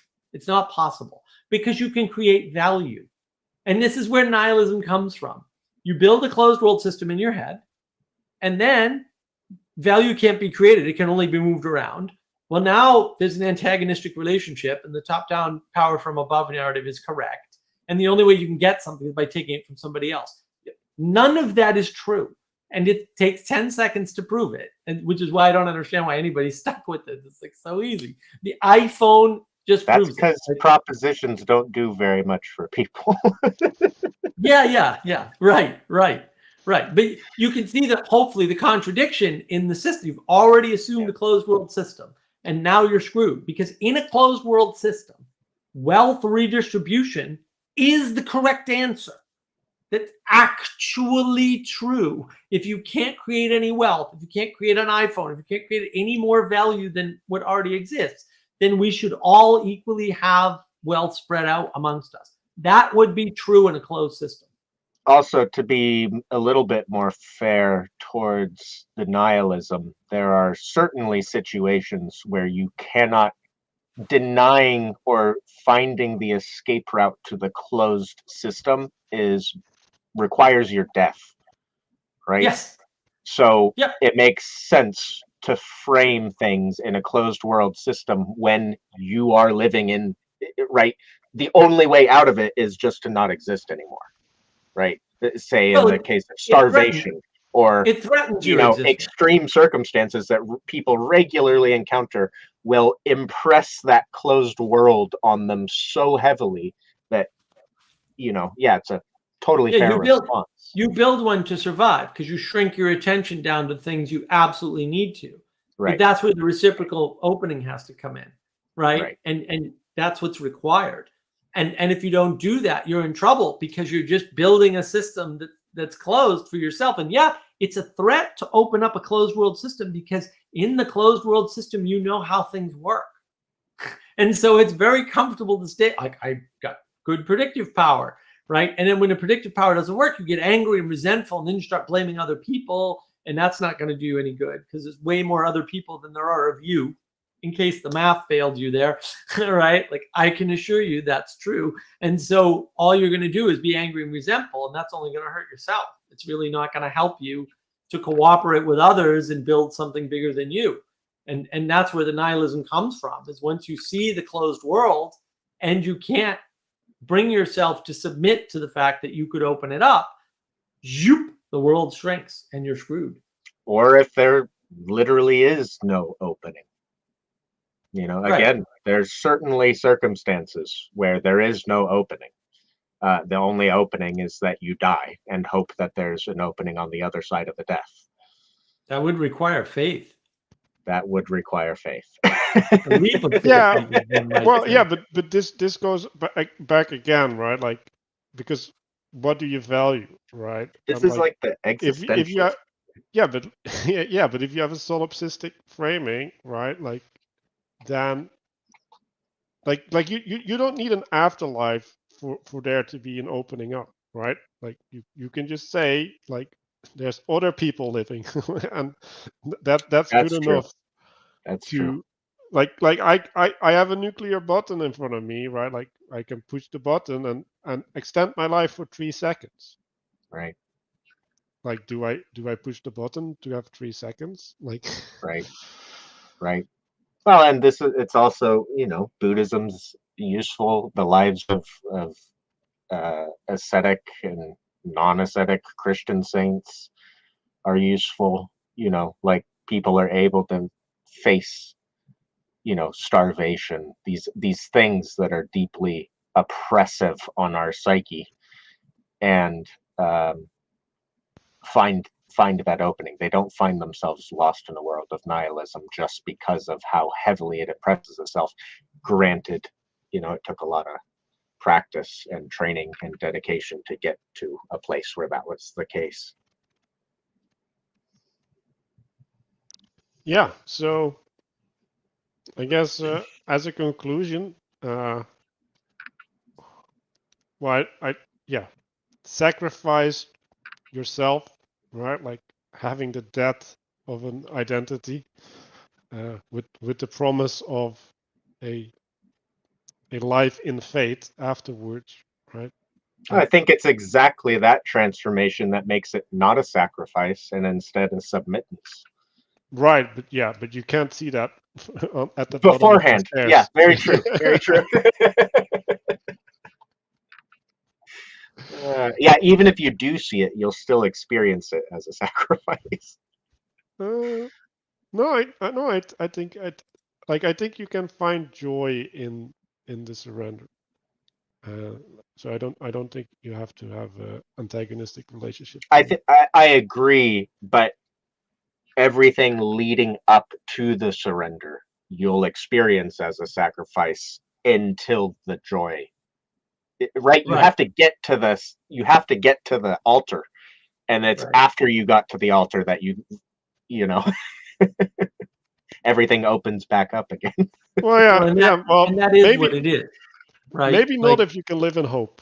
Like, the struggle. Yeah. The struggle. You have two. Like, life is struggle, right? Suffering is inevitable, right? But in that struggle, you can turn that into more suffering. Not recommended. I'm not endorsing that one. Or you can turn it into joy, right? And that's why you need the agapic, the tunnel of agape, right? To be able to do that, to channel that love that's emanating from above through you and out of you into the world. Right. Well, it's, you know, it's one of those things too. Like, it's so obvious when we see it or hear it. You know, the person. Well, obviously, Christ as the image, right? Because all the Christians that did it were mimicking Christ as they did it, but facing, you know, ultimate betrayal, ultimate, you know, facing death, and living through it in agapic love is one of the most powerful things a human could ever do.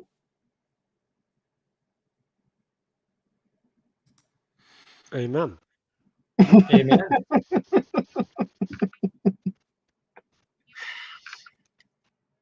Yeah. All right. Let's wrap this up. And Yeah. thanks, Nick. It's Yeah, great thanks. to chat with you again. Well, maybe we should make this like a monthly thing or something. I'd be down. That sounds All right. wonderful, actually. Good. We'll see what the audience thinks. They'll put comments in and all that, and tell us if they want more Nick.